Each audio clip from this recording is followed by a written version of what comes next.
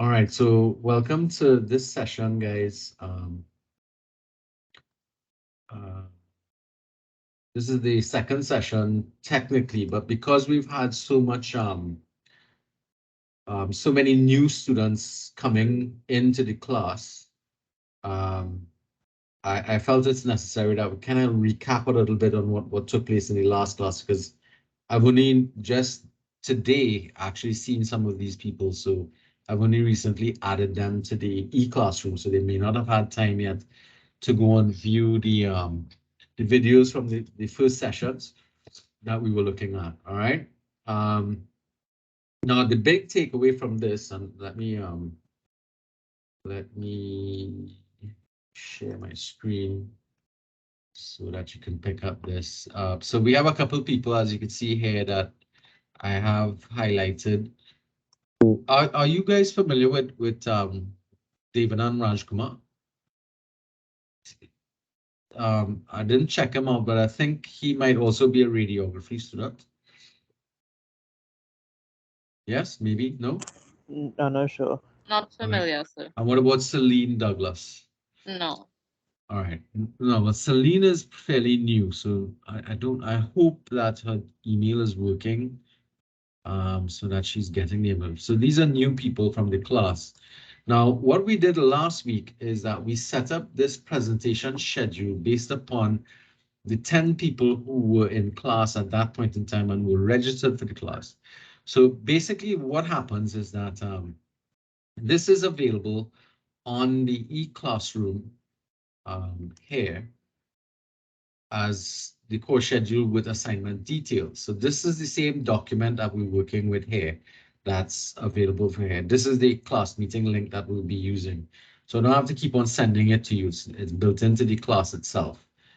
These are the recordings for last week that we utilized. Aha, somebody's coming in again. Let's find out who that is. Not sure, not much. She was here before. Got excited for nothing. Welcome back, Shulan. You okay? Hi, sir. Yes, I'm okay now. Thanks. All right. Okay, so we just kind of recapping a little bit. So what's going on is that from the new list that we have, I hope you all can make out this thing. We have a situation where we have 14 people in class. We had set this up on the premise of 10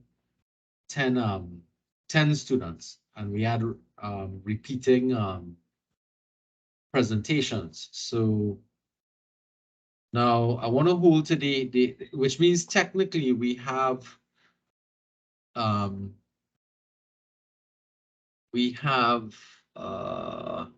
7 teams of or 7 pairs that we can utilize, but it will call for some repetition. So I'm thinking I might want to change my setup for you guys for this. So we could go from, see, what I want to avoid here now is repetition of people presenting more than once, at least from the beginning. Mr. Lalchan was on this list system before. Latoya, I think, yeah, you were here from before. Justin, you were assigned an absent to presentation 5. All right. And you're probably kind of wondering, and Renesia, you were also assigned to presentation 3. Campbell, you were assigned to presentation 2. Okay. All right. Well, Walker is the guy who's absent, but he messaged me, and Jacob was here last week, last class, so he's aware. So I want to keep this first one going here. The date for that presentation is actually in October, so we still have some time before you begin your presentations, and there is some wiggle room according. So Bob was here, and she took presentation 2 alongside Campbell, which you're now aware of, right? That is, no, we have 2 presentations per day, per evening. All right, so Walker, Jacob, Bob, and Campbell will all be presenting on the 14th. Now, the following, we have Samuel, Renicia, Sherlan, and Lalchan. And Ms. Lalchan, today's your first session. Maharaj is here, so you all need to, reach out and contact each other. Now, in your emails today that I sent with the link, there is also the WhatsApp chat group. I'm hoping that you register yourselves with the group as well, the chat group, so that you can all right, Shulan, here. Okay, great. So some of you all are here. I'm seeing a total of 11 participants, which is inclusive of me, so it's 10 of you. So we still have some people absent from the WhatsApp chat. So that way you could kind of communicate with each other in relation to what's going on with this. So we have Samuel Andres. Samuel is not here today, Renicia, so you might need to reach out to him on the online thing to begin that process. Okay, Miraj no. and Lalchana, yes? You keep saying Renicia, but it's just Renis. Renice, sorry, my bad. All right. I was Dries. Let's do that thing. Okay. All right, so Maharaj and Lalchan, you all can reach out to each other. Thomas and Thomas is here and Majidan is here. So you all need to reach out to each other as well for presentation 5. Okay. All right, and then we started to repeat afterwards with Bob and Campbell coming back on the 6th. But now we have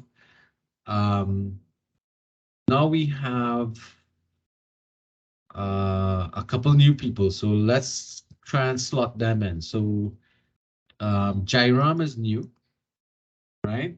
So Jairam, you and Rahman would be willing to work together to work on presentation 6? Yes, sir. Yeah, no problem. Okay, so let me replace Bob. And the next person would be Rahman.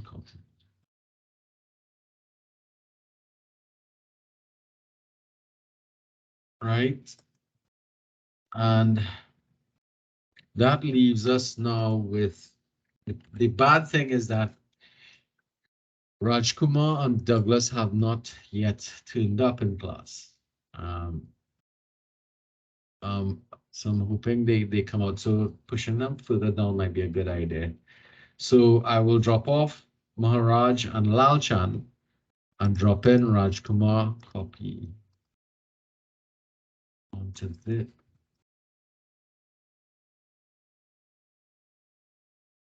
Devanan and Douglas.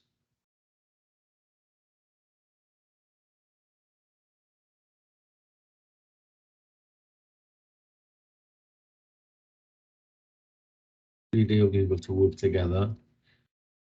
So that's the 7. All right. So what I'll do is I'll clear these off for now, because we still have at least 2 more days of the class being open, and then we'll close up the rest of the presentations later on in the semester. All right, guys, because I don't want to assign people to groups and then we suddenly have, nothing happening. You're cool with that? We leave it a little open for now. Yeah. All right, so all 14 people would be, so what I can do is based upon, so rather than you having 2 bites of the cherry, everybody, we can actually have people present a second time, but it'll be based upon, well, they have to be presented, right? These chapters.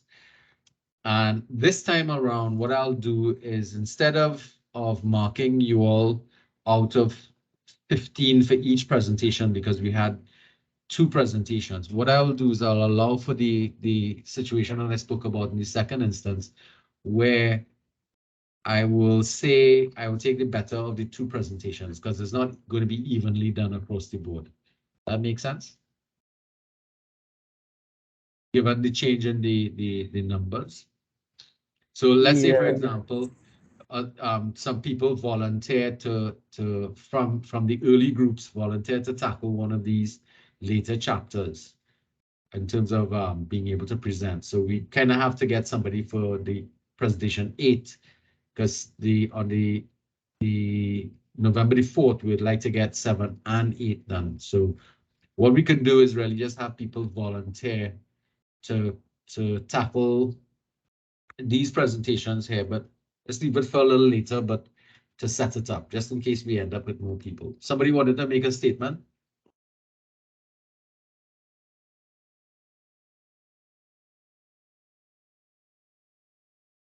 Somebody was making a statement there, they wanted to say something?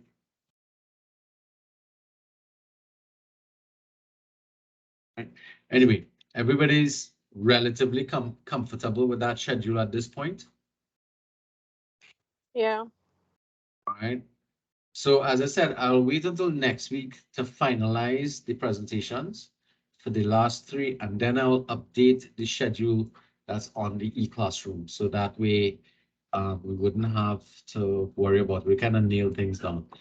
I'm hoping by that time, the people who were absent from class will eventually find themselves here, and we can meet everybody kind of thing, because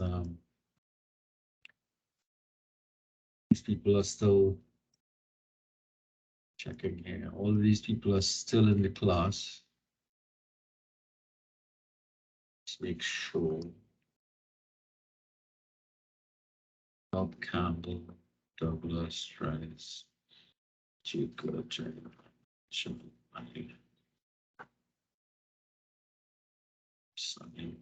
all right, so everybody's there. All right, so that being said, let's get cracking with today. What today is supposed to be about. How many of you all from last week were able to go online and have a look at this presentation? Any of you all were able to do that?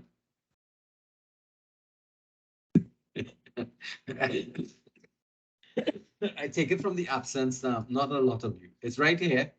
This link here was chapter 1 and the preface being explored by me. It was a video actually, you just had to listen to it. It's a bit long. Yes, sir. I didn't complete it. I reached like half the way. Right, because it was a bit long, wasn't it? Yes, sir, kinda. Kinda, yeah. And the reason for that is because all of these chapters have a fair amount of length involved with them, and they generally engage in a fair amount of discussion going through. All right, so you guys can see this fairly clearly. I can work with this setup here. Would you be okay with it? Yes? No? Yes, sir. Yeah, Okay. that's fine. All right, Latoya, no, feel free, and I will be asking questions along the way, so I need you all to respond to me, okay? Which is why I'm leaving it this way, because I want to be able to see people on the side when they open a microphone. So the first thing we're looking at here is the course description. This comes from the course outline, if you've looked at it. And the main thing I want to point out here is that this is an introductory course in leadership, ethics, and governance. Now, introductory meaning that we are not going to be going into as much depth and detail as other people might have been going into. Oh, by the way, just as a point of interest, I need the people from the new people to go through this document with the assessments, even though it has been finalized. Go through it and read it. And if you have any questions that you want to ask about in terms of all these assignments, feel free to message me in the WhatsApp chat, and I will talk to you all in relation to explain things to you all in relation to that. Okay, just out of curiosity thing. So again, coming back to the point I was making here, is the class we're looking at here is primarily an introductory course. And the way in which we're going to do this is by linking the concepts and ideas with the course with your own personal experiences. And we're going to be trying to take these experiences into your own personal exploration of yourself and your value systems, and try to have you apply those things into your everyday life. That's basically how this course is designed. That leads us to the objectives or the learning outcomes, which are here.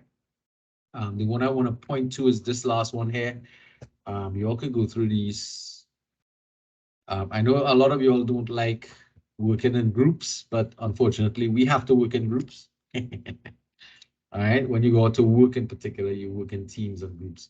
So we're going to be spending some time looking and evaluating that. We're going to be looking at leadership issues, both locally, regionally, and internationally. And in particular, because of the nature of how most of the textbooks are set up, we have a situation where we should be paying attention to the local experiences or the regional experiences, because the textbooks tend to cover the international issues quite well. All right, and we tend to always be outward focused, so we'll talk about that. But this last one here, display and modify behaviors indicative of a personal philosophy of positive leadership and ethics. Now, when is the last time any of you all made any sort of major behavior modifications in your life? Now, we understand what behavior modification is, right?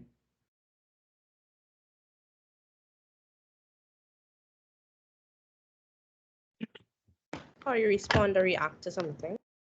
Well, responding to something, yes, maybe. That is one behavior modification. Can you elaborate on what you're talking about?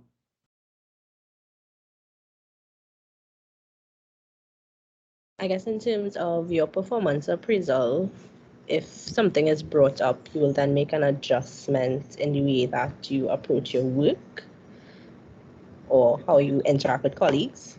All right, but what I'm asking is really from a personal point of view.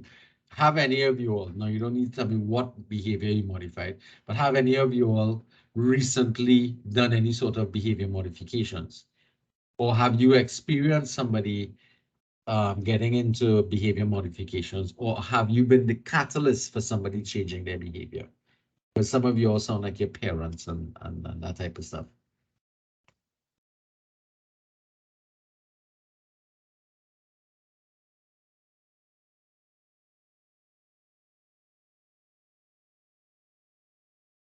There's an absolute silence here. I would probably say I change the way I respond to certain situations. I try not to get upset or too upset in situations where I would have, probably lashed out before reacted really, bad at work and at home. Yeah. Right? Why? When you look at things differently as they get older, you have to, be more mindful of how you react to situations. Huh? So like if I get upset at work, everybody would know. Right? Or if someone in particular gets me upset, that person will definitely have a hard time, because if I sit down close to them, they will know if somebody asks for something, I'll talk hard enough for them to hear and those sorts of things. So I changed that part of me. Yeah. Okay, so you've made those behavior modifications. But what Yeah. led to the change though? Maturity, as well as when my grandmother passed away in December. So one of the persons who used to upset me the most, one of my supervisors, when she fell the day that she fell sick, he was the one who was actually there making sure okay, and he brought me home and all these things. So that brought on some change. Right. So some Yeah. sense of maturity. So Mm-hmm. has it been easy for you to maintain those modifications? Or are you tempted at times to return to your Because of my work environment, because sometimes it's short staff and sometimes some people just willy-nilly and do whatever they want, I'm tempted many times to bring out the old me, and I warn them of it as well sometimes. But yeah. so Working on it. literally you threaten people that you don't want to bring out the beast in me kind of thing, right?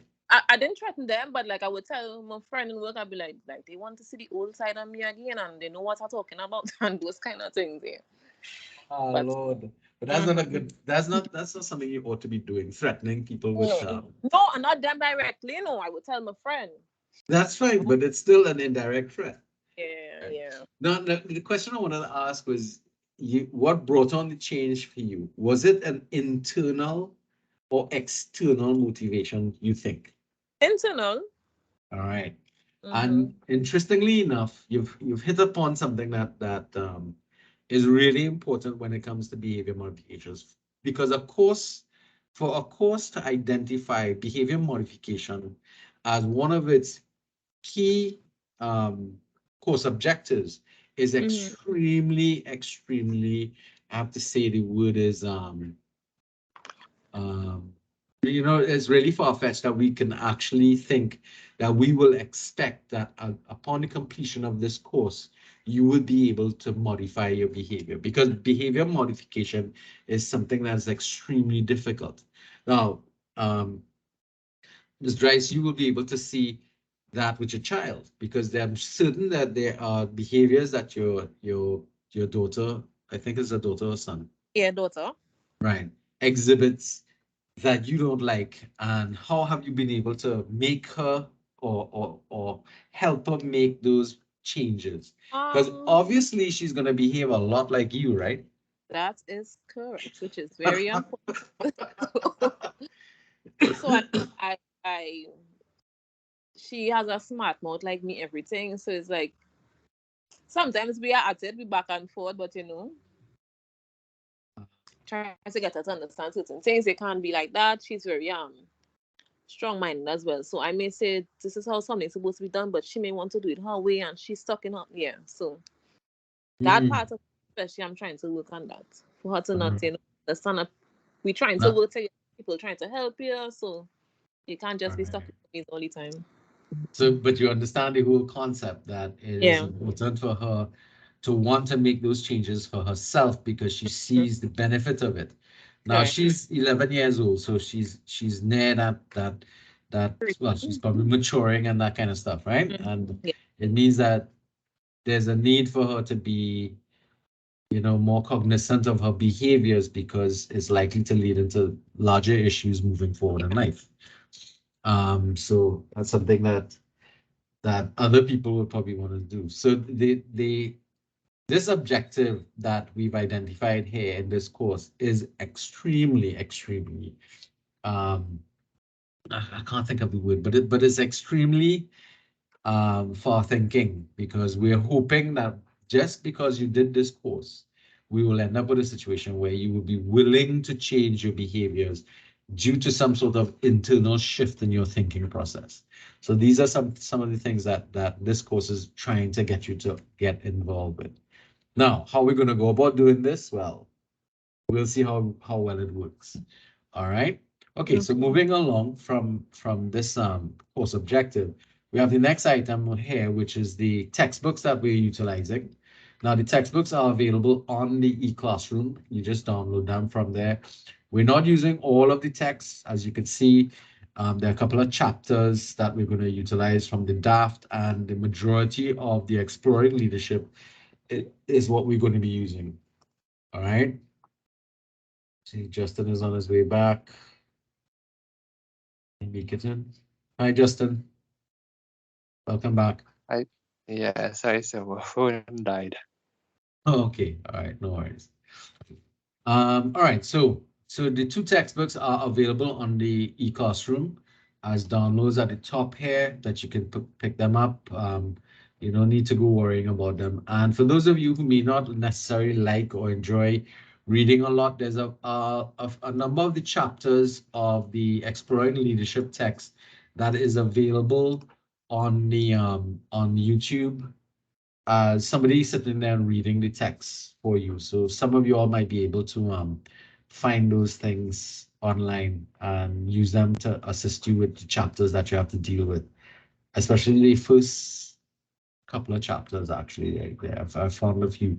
I don't know if they've survived though, because sometimes what happens is people put it up and then they get taken down because of copyright infringement and that type of stuff. All right, so pay attention to that. All right, so now that we're getting into the chapter itself, or this is from the preface section, what we're looking at here is we're going to be looking at leadership in the context of the world around us, which is what we refer to as the modern world. And the course itself is going to be trying to focus on the issues that are facing us in a very dynamic world that we live in. And we want to pay attention to what we're seeing in the local and regional environments, because the international environments, as I said, are treated quite well by the textbooks that are outside there. And we tend to find out more from the media and from whatnot about what's going on abroad faster than we actually see what's happening in front of us. And that's not necessarily a good thing, but that is kind of like how things work across the board. So we want you to be able to evaluate and understand what's taking place locally, as well as what is taking place in the world around you. Now, we start off with the model that we're going to look at is called the relational leadership model, RLM for short. And the leadership definition that they work with is that leadership is a relationship and ethical process of people together attempting to accomplish positive change. Now we'll get back to that in a little more detail, but in essence, what the model is looking at is that leadership is about the quality of relationships that we've developed with people. And from your own experience, when you work with leaders or people who are in leadership positions, or if you've been in a leadership position yourself, you'd recognize that your knowledge of the job itself has a lot less to do than the quality of the relationship you have with the individual. And that is for example, if you think about a classroom situation, the classes that you enjoyed attending and learning and learned the most from would be those classes that you had the best relationships with your lecturers. Would you agree with that analogy? Yeah. Well, when you say you can't be the only one talking to me, all right? I will allow you to respond, but I would like the contribution from other folks as well. Yeah. All right, but quite right, yes. I would say that you've had that. Have you worked in a leadership position as well? Supervisor. No. But because of the length of time you've been in an organization, that could also lead you into be a leader in your place of work, huh? Yeah, but my supervisor tends to tell me I have leadership Material. qualities, yeah. Right, but that means that you have been in the organization long enough to acquire some of those skills. Yeah.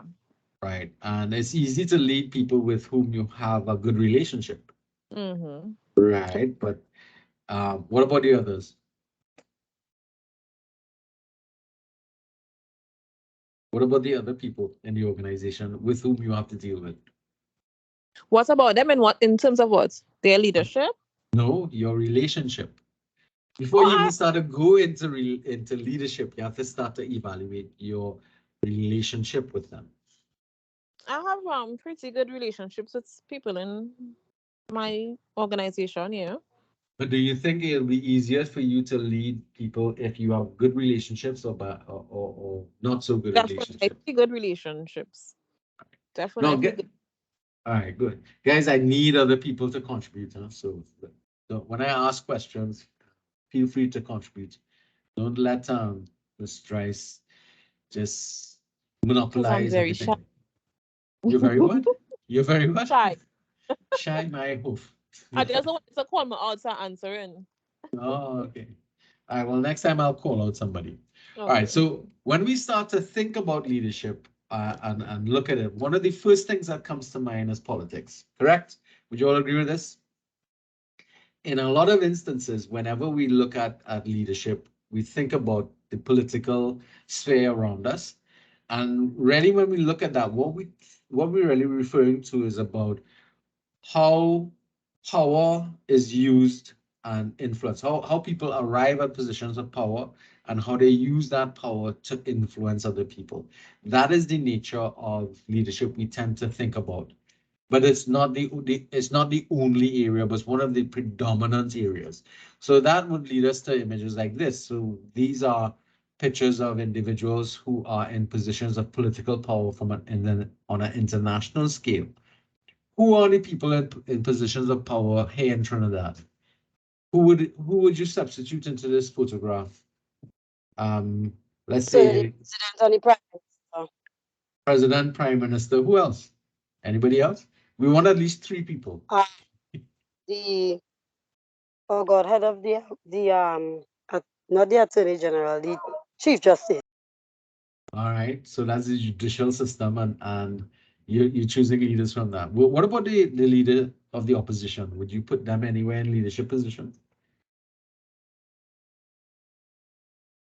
So not at the time. Yes, but they are, because Yeah, they are. yeah, but because who With does all the respect. opposition represent in Yes, the you parliamentary wouldn't have, process? yeah, you wouldn't have. You can't have one without The other, opposition. Yeah. right? Okay. All right, so let's look at this other photo here. What's significant about these 3 gentlemen and who they represent from an international perspective?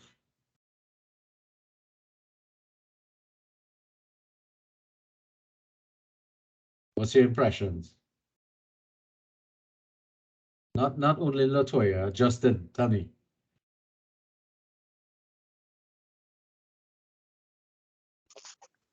So repeat the question, please. What is significant about these 3 individuals and the countries that they represent, and from in terms of political power and influence? So well, they are basically like 3 of the major like influences in every aspect in the world right now. Right. And what gives them that power? Like they're following their resources and stuff. Well, no, it's because they have arrived in situations where they have amassed a certain amount of economic power, and that economic power has been translated into military might, correct? So each of these nations have the capacity to destroy the world several times over, right? So these 3 individuals are important to us down here in Trinidad, because if they start to misbehave or do things that we see in the movies a lot, we would suffer. Is that not correct? Other people could contribute. So that's the current situation. Yes, especially with the Ukrainian war in mind. This is one of the things that should come to mind. All right, so anybody familiar with these summits, the G7 summits, the G10, the G14? You all familiar with these kind of summits? What does that mean? Again, this is about political parties and power. This is about power and influence. And what do you understand the G7 summit to be about? And why is it that it attracts so much criticism? Every time they meet, there's always a host of protest action taking place. Even the UN Council that took place last week or earlier, well, yeah, last week to this week, had a lot of opposition. Mr. Lalchan, you mind taking a jab at that one? So you can repeat the question, please. The question is, what is significant about the G7 summit? Why is it so important? And why does it attract so much attention? Basically bringing together like some of the world's strongest countries, you could say, and they sort of have control of whatever they influence throughout the world, whatever decisions they make in that summit. Right, so that's important for us. These 7 nations or 10 nations or 14 nations, they are so powerful that the decisions that they make affects everybody else. So what you're looking at is an amalgamation of power. And these people are making decisions. Hey, Mr. Douglas. Hi, Miss Douglas. Welcome.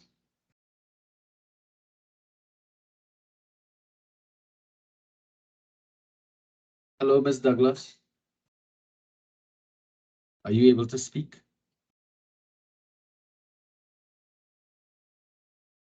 Hello.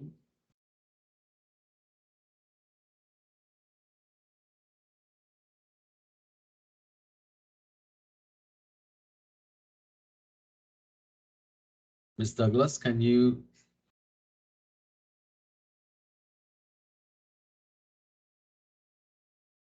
See if you could get your microphone sorted out, and when you can, just I'd like to have a word from you, please.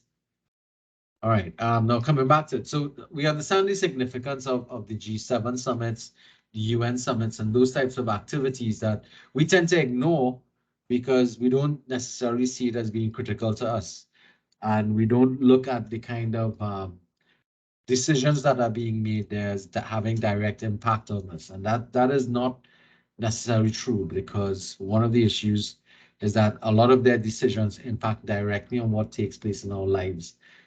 Not directly, but eventually they start to have a major impact later on. All right, so that's when we look at leadership through the lens of political sciences. What about when we look at leadership, we think about management? And here we're talking about the leadership that is in organizations that are seen as being successful. So whenever we think about leadership through this framework, what we're looking at here now is the effectiveness of the organization seen through how they can get the best out of the people who they lead. So here you're talking about supervisory subordinate relationships and getting the most effective outcome out of it. And when we talk about businesses, what we're referring to really is we're referring to profits. So these are some of the successful leaders in history, especially, and you notice most of them have an IT background. Do you guys recognize all 5 of these individuals?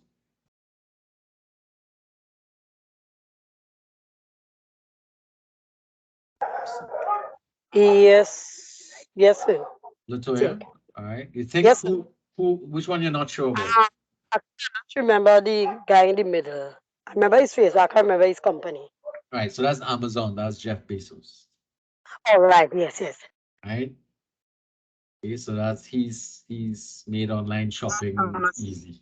Jeff Right. Bezos. Sorry? All right, you're kind of breaking up there, and we've lost Celia. All right. So the important thing is that when we look at these leaders, we think about success, we think about millions and billions of dollars of profit being made. And this is one of the things that we utilize to measure success when we talk about management from leadership perspectives. But it doesn't mean that they're the only leaders outside there, because successful business leaders on an international environment is not the same as successful leaders on a local environment. So can you think of some families or some people locally who you would consider to be successful business leaders in and around Trinidad and Tobago? Massey. Massey, but we'd have to put people to that, huh? Who's on? Sorry? The name not coming. All right. Actually, So Sabga. Sabga, okay. Anybody else? So the Sabga family. Anybody else comes to mind? What about Bhagwan Singh? Anybody would say that she was Mrs. Bhagwan Singh is a successful person as well? Miss Helen, yes, she's another family big person. Right. Okay. Any others come to mind? Junior Sammy.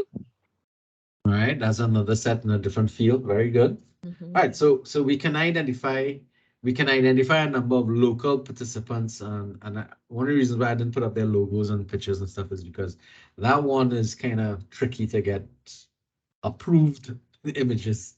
I'll try and see what I can do next time. All right. So another framework through which we can look at leadership has to do with the past.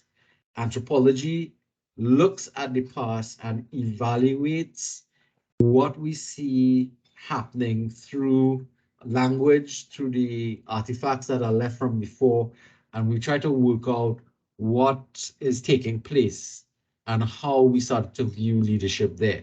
Now, if we look back from an anthropological point of view, we're going to be looking at the archaeology, the remains of those societies that existed, the physical remains that we have, like skeletons and that type of stuff. We'll try to assess the culture and we'll look at the language and communication that was going on in there. That is where this symbol becomes important. Now, how was leadership treated in that frame from the past?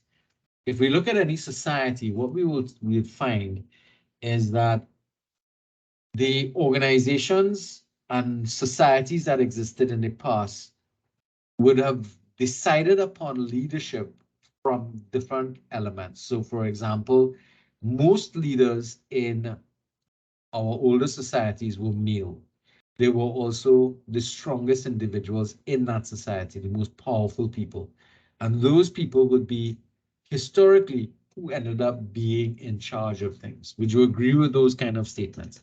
And in fact, they would tend to be male, and our culture would the culture that hi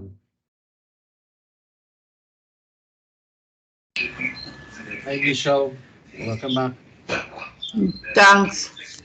All right, so your microphone's loud this time. Phone was giving me problem.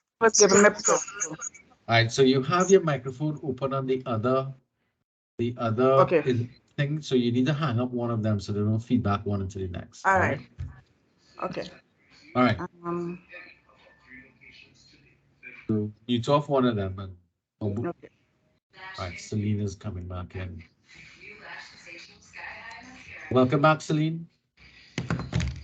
Right. Michelle, you need to mute your mic, please. Okay. Just now.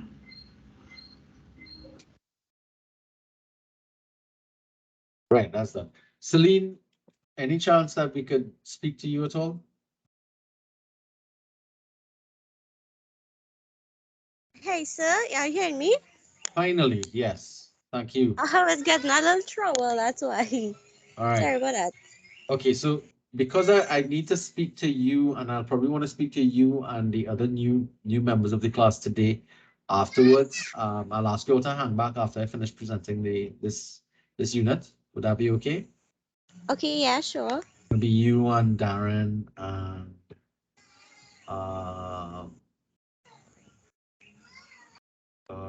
well, the other people should know themselves, so we'll hang back and we'll have a chat, all right?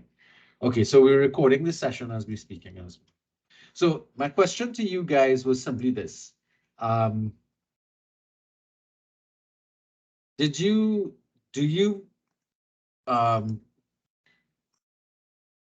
agree with how the past assessed leadership based upon what you remember or what the archaeology tells us about them? Because again, leadership yesterday, and here we're talking about in the distant past, 100 years, 200 years ago, may not be congruent with what's going on in our societies today, because now we have female leaders, we have leadership that arises under young people, not necessarily oldest people. Age is not as a critical factor as it used to be, though there's still some dependency on that going backwards. So the idea is, from a historical point of view, which anthropology approaches its study, it tries to determine the value structures that are important to a society, and that then will define the practices that take place. It will determine the rituals that they engage in, the heroes, the people that they worship or hold up to being important, and they would develop symbols to represent them. So a simple thing like, how many of you have a military background? Or familiar with a military background? Anybody here? No? Well, go ahead, Deja. You can speak. Oh yeah, I was just raising my hand to say I'm familiar with a military background. Right. So what now you were engaging in a discussion with me. What is probably the most paramount aspect of military life? Discipline. Very good. And everything works off of that discipline. And leadership is absolute, not so? That's correct, yeah. Right. So we see practices that support that discipline? Practices like marching? Yeah. In a straight line? Yeah. Those rituals that you see them engaging in where they're on a parade ground. The heroes will be those people that they would have held up as being, this was a soldier of might and who followed orders and helped everybody. And what are the symbols that they utilize to represent these values and practices that they look at? Can you think of any military symbols? I know most of us don't pay attention to the regiment here, but if you ever look at their uniforms and that type of stuff, you'd see the symbols that become symbolic of their rank, their behavior, their practices, and their values. If you look at their uniforms, if you look at, for example, when you see a police, not a police car, but a military vehicle, it's always squeaky clean. It's always well looked after. Why is that? Because discipline is about keeping things in order, not so? You're familiar with those kind of things? Yes, sir, and they have a standard to maintain. Yes, and that is without question. Must be done that way. Yeah. So which is why when we hear stories of people breaking rank and doing things that don't appear to be as holding on to the values system that we're talking about, that they are expecting from the participants in the program, you can see why they crack down on that immediately. All right. I know some of you all are familiar with the discussions going on with the officer who's implicated in the Pennywise raid.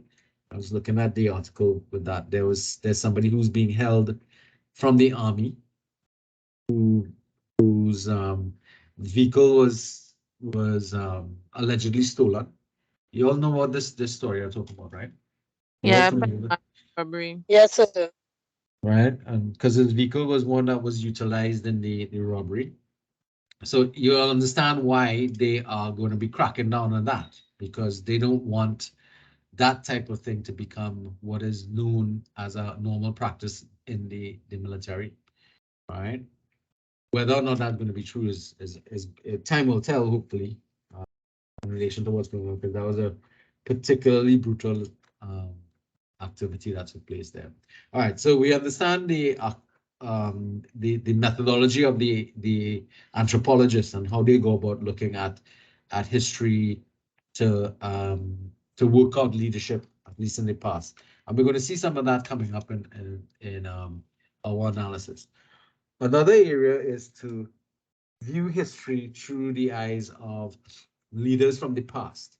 So when we look at leadership, we look at leaders, especially during periods of social distress.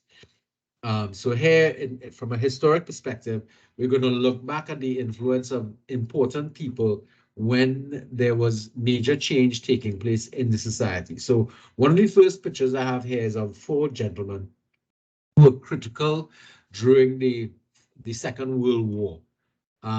Do you all recognize these individuals? Just to be on the safe side, let me bring it up. fully so that you might be able to see it. Do you all recognize these guys? You're familiar with them? No? First one, Roosevelt. Right. And the second one is oh gosh, I know Hitler and Winston Churchill. Right. Winston Okay. Churchill. So this guy over here is Stalin. He was the leader This, of Russia. At this one, I don't know. This is the only one. You want with the hat? Yes. Right. So that's Stalin, Joseph Stalin. He was the leader of Russia at the time and was part of the Allied forces that got rid of Adolf Hitler. Okay. So Winston Churchill, FDR, which is Roosevelt, these were the leaders of the main people, leaders of countries during that period, during the Second World War. And they had gotten together to deal with what was taking place as a result of what Adolf Hitler was getting involved with. So again, major social change there, major activity, because a lot of things from after 1945 started to happen based upon what took place coming out after the war. Okay, another photo that you could look at. Anybody recognizes this gentleman? Latoya? Martin Luther King. Right. What was he? Yes. So what was he engaged in? What movement or change was he associated with? Civil rights, sir. Right, and in the United States. Okay. Now that had a bleed-on effect through this guy. Anybody recognizes this guy? His name's up in the corner there, Stokely Carmichael. Do you all know who he is? Yeah, English literature person. Sort of a literature kind of person. No. Stokely Carmichael was an activist. Activist. He was a member of the Black Panthers movement. Stokely Carmichael also came back to Trinidad and was part of the individuals who took part in the Black Power movement. He actually has a different name. He called himself Kwame Ture. Because Stokely Carmichael was his slave name, as he used to call it back in those days. And very familiar with him now? No, sir. Yeah, Kwame Ture. Yeah. Trinidadian, Yes. by the way. He went to Berkeley College in the United States, and while he was there, he got involved in the Black Power movement at the same time frame as him. But he was younger, obviously, and he believed he chose a more radical approach, much like Malcolm X. To be able to take back power and to build a place, and this is where when he came to Trinidad, he was viewed as being a troublemaker, and eventually he was one of the people who was detained during the Black Power revolutions here in Trinidad and Tobago. Important, if you all want to see something contemporary in relation to him, look at a film called The Black Klansman. You're familiar with that? You ever heard of that film, The Black Klansman? Sounds funny. It's about a black guy who became part of the KKK. At the time they were infiltrated by that black guy. They were planning to assassinate Kwame Ture at a particular thing. So because during that period of time, this was just soon after Martin Luther King, Dr. Martin Luther King had been assassinated himself in Dallas. They were also looking at killing as many black leaders as possible in the United States to make a statement, I guess, based upon what was going on. And they were able to deal with that issue. So let's look at this other picture here. These are influential leaders in our history. How many of these people do you recognize? And can you tell me what did they do that was so influential?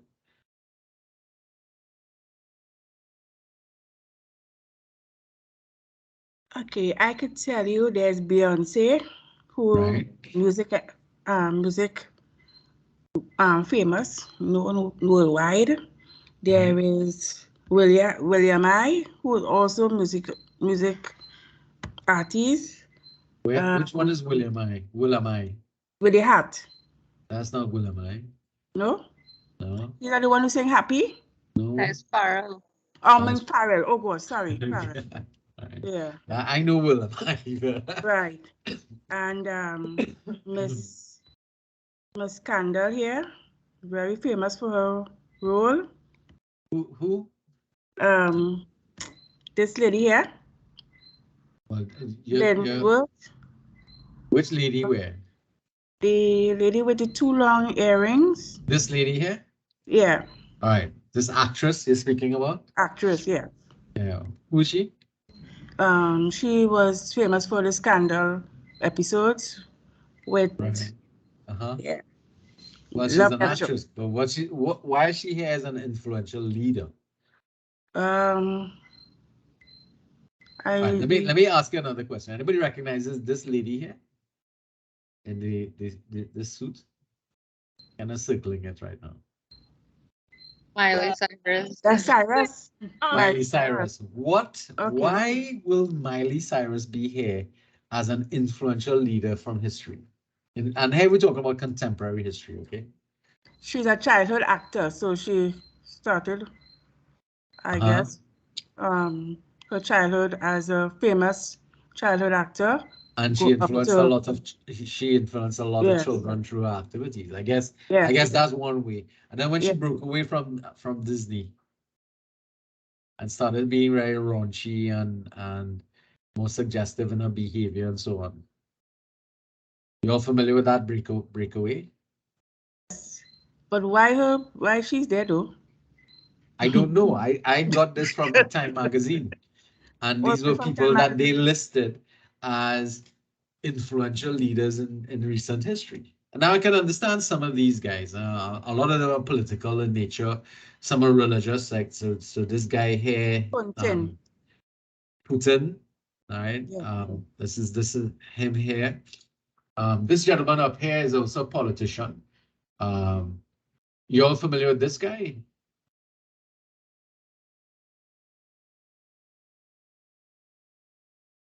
I don't. Guys, Edward Snowden, I think. Right. What's he famous for? Or why is he? I think he leaked classified documents or something so. Yep. He leaked classified documents to a newspaper, and what's happened to him now? I think he in a foreign country, hiding from the government. Right. So he's an asylum. The Westgate scandal? No, that's not Westgate. Somebody else. Okay. That's a different person. He leaked information from the National Security Agency about the activities of the United States government monitoring and collecting data about its citizens. And when he leaked that information, that was during, I think it was the latter part of Obama's first term. He became public enemy number 1. He was guilty of treason based on their Patriotic Act or whichever, one of their laws. And that led him to seek asylum, and he ended up getting asylum in the in Russia, where he still lives today in asylum from the United States. Interesting, huh? What about this gentleman up here? Everybody recognizes him? Cristiano Ronaldo. Right. What gives him influence or why is he listed here? Because of his football? Yes. Well, that gave him famous football. Because he represents like different brands and promotes different items and stuff, which in turn many youths would follow and want right. to buy. So he's influential there. But one of the things he's also influential too is in giving back to his society in Portugal. Yeah. You're familiar with that, right? That Yeah. aspect of his behavior. Ms. Campbell? Yes, I actually watched his documentary today on Netflix. Uh-huh. Yeah, so they were talking about some of the stuff that he does for his community and his family. All right. So he's also known as a charity individual, and he's very careful with it too. And he's very low key with it. He doesn't like it to be everybody in his business and everything's done for show, that kind of stuff.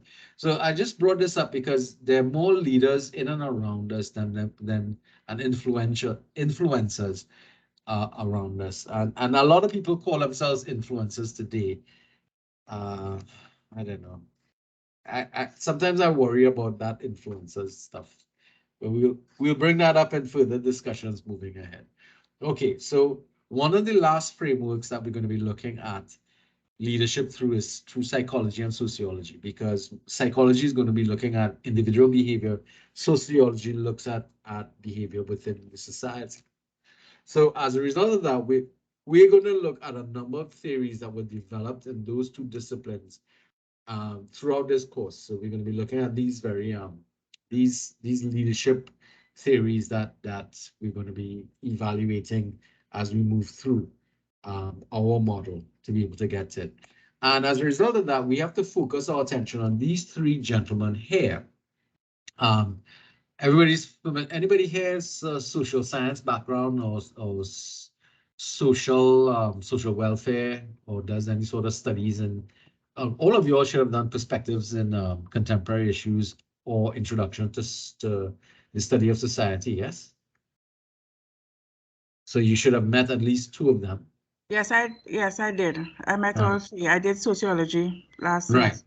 So this gentleman is Sigmund Freud. What is he infamous or famous for in terms of his contributions to psychology?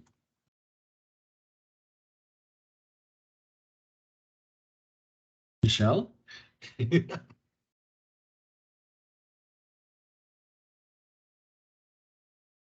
Anybody else? He was a feminist and the conflict. All right. Now, technically, what he was most important for him was bringing on the concept of psychoanalysis. That was one of the things that he was very famous for. Celine, you had something else you wanted to say? No? All right. But he also brought in the issue of the Oedipus complex and penis envy and those kind of the id and the super id, if you all remember those concepts. And the process of psychoanalysis is something that he brought to bear on the science of psychiatry. And to this day, we still utilize that technique that he developed in terms of psychoanalysis. The gentleman in the middle, anybody knows? Karl Marx. Besides writing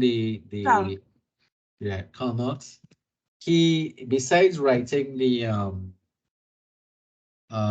communist sort of document, he was also a behaviorist sociologist who studied society and wrote a lot about understanding how societies work and developed a lot of theories. So he's not only famous for communism, but also for the studies that he did with understanding how societies are.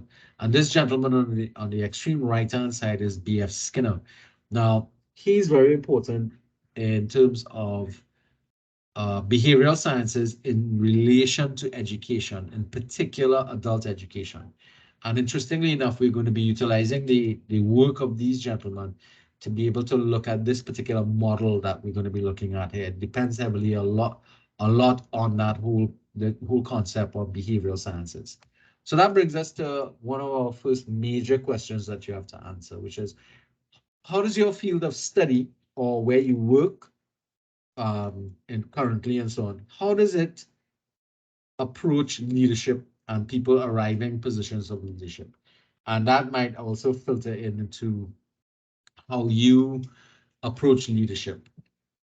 Darren, give me a response there if you can. You are a radiology student, I believe. Both you and Mr. Rahman.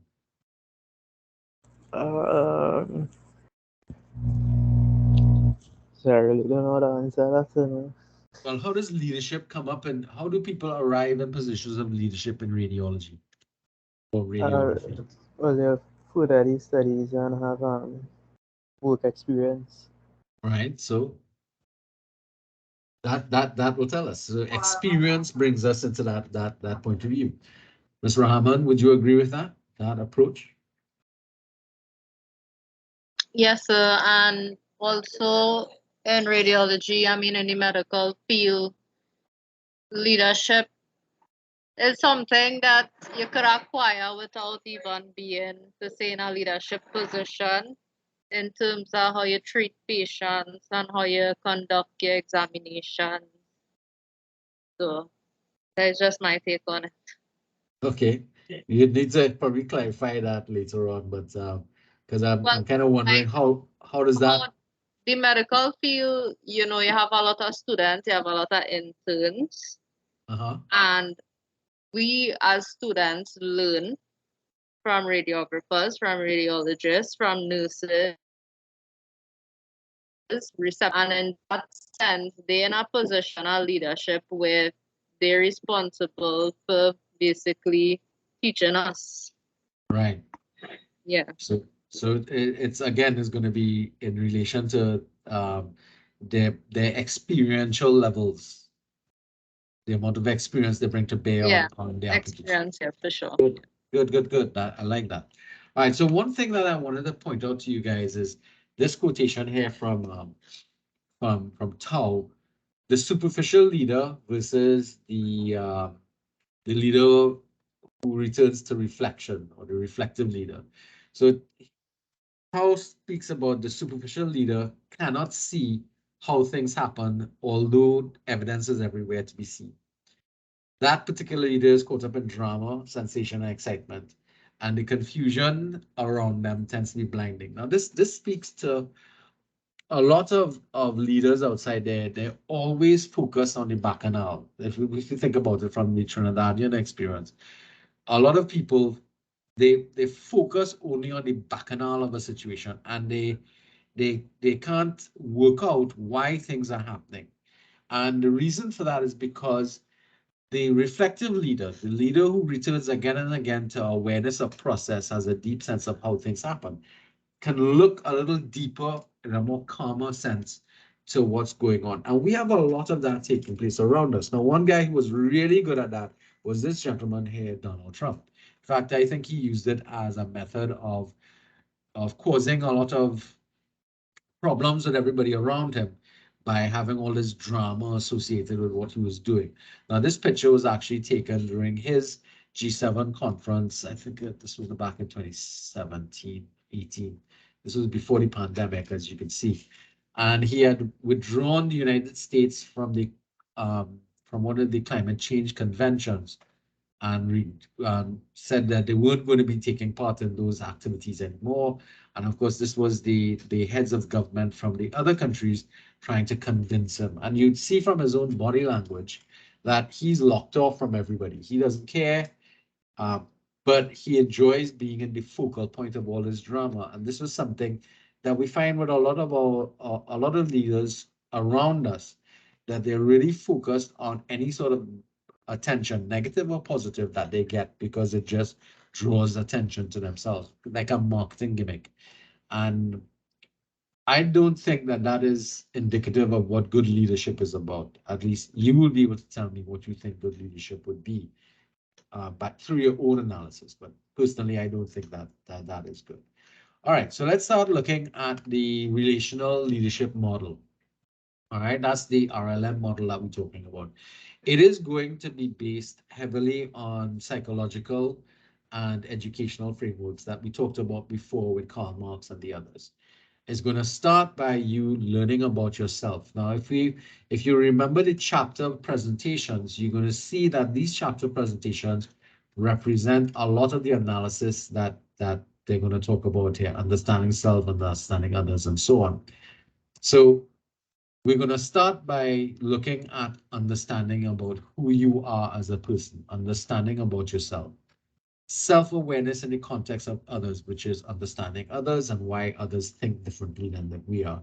understanding your own value systems, your beliefs and values, and those kind of things are going to be critical because they become the bedrock of where you're going to move to develop as a leader in the future. So here we're talking about self-awareness, effective listening, collaboration, compromise practice. These are cornerstone activities or behaviors that we are going to develop as leaders or try to develop with you.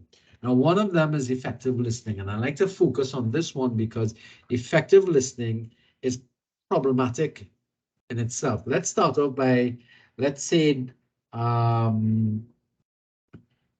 let's see, Ms. Maharaj, can you tell me what you understand by effective listening?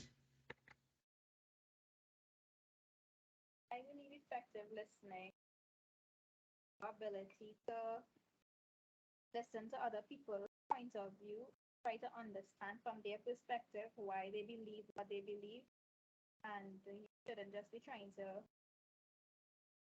just put your thoughts out there, but you need to listen and compromise as well. All right, so we shouldn't get to compromise just yet because effective listening doesn't require any action from us or any judgment from us. Is that important? Yeah, you need to be an effective listener, you just need to listen. You don't need to put your point of view out there. You just need to understand your perspective. All right, Ms. Dries, this is something that you suffer from a lot. Would you agree? What's that? I said it's something that I think you suffer from a lot. You don't effectively listen.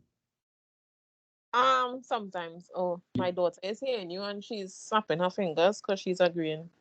Yes, because you have a tendency to listen for being able to respond, and that's not what effective listening is. And it's great that you're sharing the class with your daughter. I promise to try and keep everything PG rated, okay? Just give me something.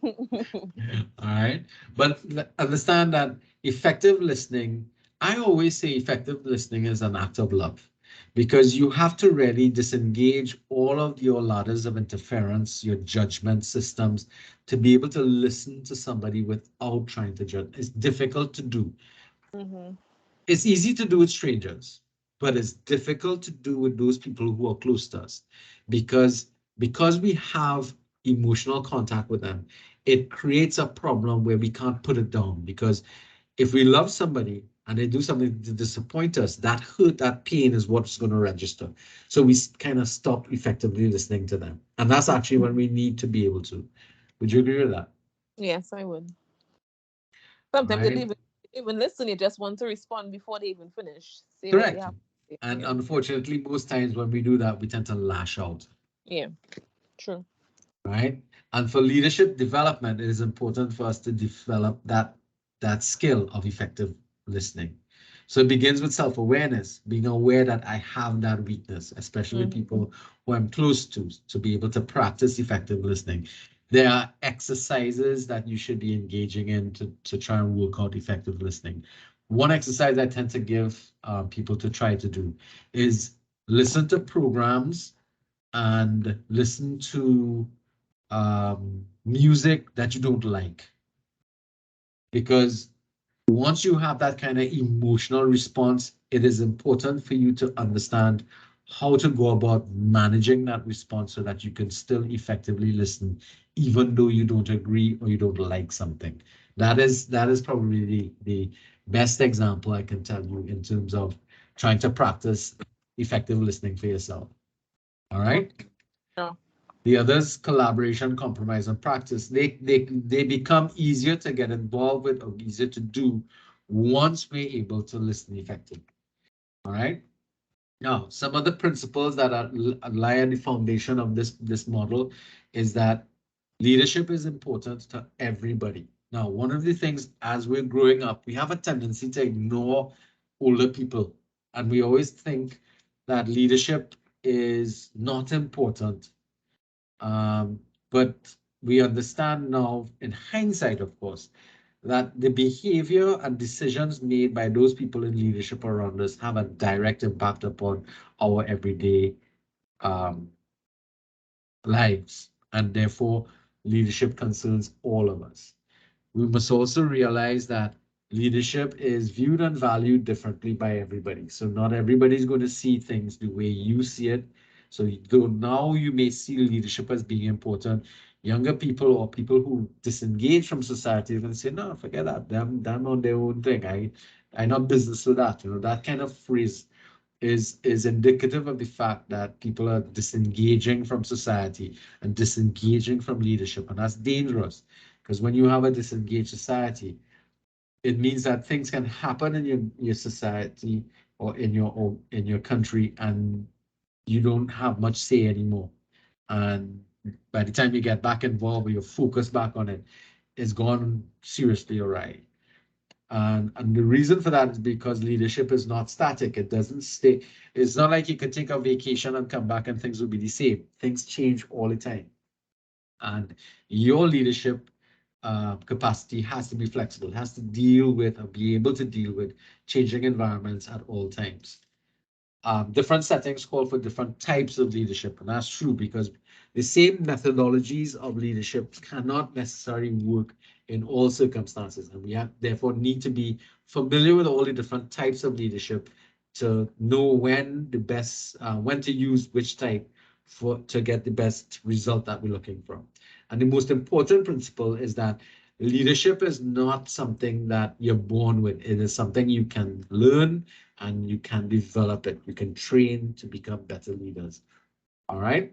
And that's something that is going to a lot of the older programs are going to say that that's not the case. Now, in order for us to develop these foundations, we need some skills. So, and some attributes. So it requires a commitment to very high ethical values. And that goes without saying. And in order for you to be a good leader, you need to have clearly visible ethical values. And you are going to use it in a socially responsible manner. Now, we'll get into definitions and work out a little more about social responsibility. But this list below here, critical thinking, credibility, authenticity, integrity, and ethical, all build from that one area. The one area that we have a lot of trouble with is critical thinking, because a lot of leadership, they kind of don't pay attention to this, but critical thinking is not something that a lot of education systems, especially in the Caribbean, where we're still utilizing education systems that are heavily based upon the North American systems and the European systems that we inherited, they don't encourage critical thinking. They encourage really us to be consumers and to be disciplined to listen to what others have to say. I mean, because most times when you go to school, what they talk about is a child needs to shut up and listen to what is being said by the teacher. And critical thinking requires that you question what's coming to you. And unfortunately, our education system doesn't encourage that very much, because critical thinking is not something you could turn on and off. It has to be a skill that's been developed throughout your life. So encourage questioning, encourage that's sort of like, you know, when you go to a class and a teacher tells you, you know, all right, I can't entertain any questions at this point in time because I don't have time for it. And that's one of the problems that a lot of teachers face. To encourage critical thinking, it means that you have to spend more time explaining something than you normally might have done, because you have to engage in critical thinking behavior from the participants. Now, a lot of teachers don't allow for that and a lot of students themselves don't allow for it because they get upset when students stop teachers and ask questions. And I've seen that many, many times in my classes where it's not so much that the lecturer is having issues with trying to deal with somebody who's a critical thinker, is that other students don't have the patience to allow the person to be critically inquisitive and ask the question, well, why is this happening? Why does this happen? Would you agree with that statement that I'm making there, that even students in a classroom are critical of people being critical, to say it in a roundabout fashion? Anybody can make Yes, up. sir. Yeah, they get upset when other people stop the lecture and start to ask questions. Yes, because they understand and ready to move on. Well, they think they understand. Well, yes. Right? And they just in a rush to, because we get near the end of class time and we're smart bothering people, we go finish this and that kind of stuff. But yeah, remember the content is always going to be there. You can go and interact with it. Answering those questions allows somebody who wants to engage in critical thinking or is encouraging critical thinking. And you could think about it from primary school and not even secondary school, from kindergarten moving forward. In fact, you have more critical thinking sometimes in the kindergarten systems than they allow for in primary school and secondary school. Because by then, critical thinking is stamped out of people. They'll tell you your child too noisy, they talk too much in class, and that kind of stuff. But a good teacher would recognize that your child or yourself or the individual is trying to evaluate things around them by looking at what is right and wrong and what is good and bad, what works, what makes them feel good, and so on. That is how we think about critical thinking. It's like a child, a little baby, evaluating the world around them by evaluating it through the stimulus that it can gather. That's why a lot of children will put things in their mouth though we don't want to. It's one of their evaluations. They put it in their mouth, and if it tastes good, then it stays there. If it doesn't taste good, they spit it out and they cry. That's a form of evaluation that they're running into. Now, I bring that to mind because critical thinking is something that a lot of leaders don't like as well. Because if you have people who are thinking critically, they're going to question your decisions. And a lot of leaders don't appreciate that. Especially if you have a leader who's a type of maximum leader. It's my way or the highway. That's a different kind of leadership, not the one that we are looking at. All right, so we understand the other concepts that they're asking us. As a good leader, you need to exhibit critical thinking, credibility, authenticity, integrity, and very good ethical conduct. All right, so there's there's a process that the model will encourage about you developing these skills that we're talking about. And that first starts with the first stage. You must get to know yourself. That's the first stage, the knowing stage. Get to know who you are. So if you look in the e-classroom, you're actually going to see some tools for you to personality tests and stuff like that. This is stuff to assist with understanding who you are as a person. I put them there. There are two. There's a pencil version, and there's an online personality test there and learning style inventory that you can utilize to learn a little more about yourself. Those things are designed to help you to understand who you are as a person. Now, how many of you all have recently done any form of personality testing? Anybody? Mr. Lalchan, you should be engaging in that, especially if you're working in sales, customer service. Yes, I have done one recently through one of the workshops they had for us on work. Right. And why do you think it's important that they want you to do that? To better the communication style throughout the organization. It would help persons interact better once you know each other's personality type and how they communicate. Right. And it's also important for you to understand what you do badly. Yeah, that as well. And engage in corrective activity for it. Yes. Right. And that's part of the knowing yourself process. And we have to also remember what tends to be your best quality can also be your worst quality. So that's something that engaging in that activity is going to look at. And that is presentation one for the groups that are going to come up in you. How change occurs, that's another element that you need to understand. How does change occur in individuals, in organizations? Basically, you're going to have to understand that process. How and why others see things differently than you.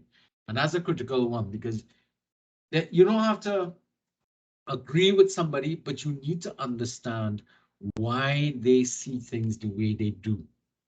And that's important, because if you stop getting upset with people because they're not understanding things the way you would like them to, but you understand why they view things that way, that's going to be more important, because it's going to avoid a lot of the conflict that people tend to engage in, because they're just simply looking at it differently. Now, why is that?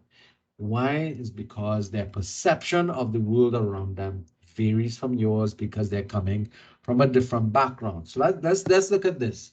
Let's look at this picture here on the, and I'm going to bring this up kind of big. Let's look at this picture here on the left-hand side of the screen. Anybody, tell me what you see here.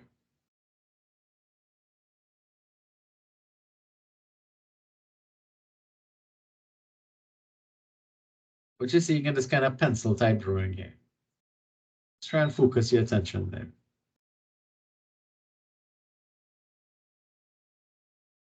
So a lady with her neck turned.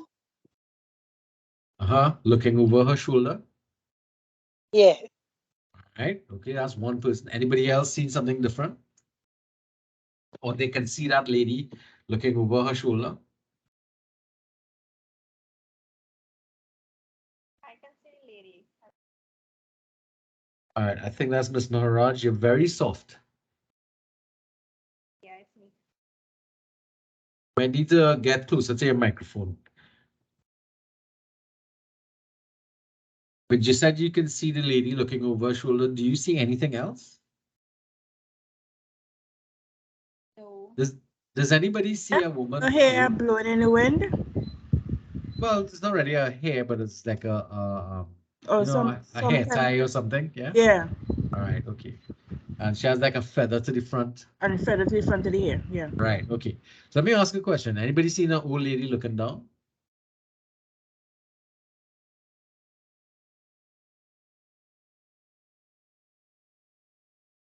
No, sir. Mm-mm.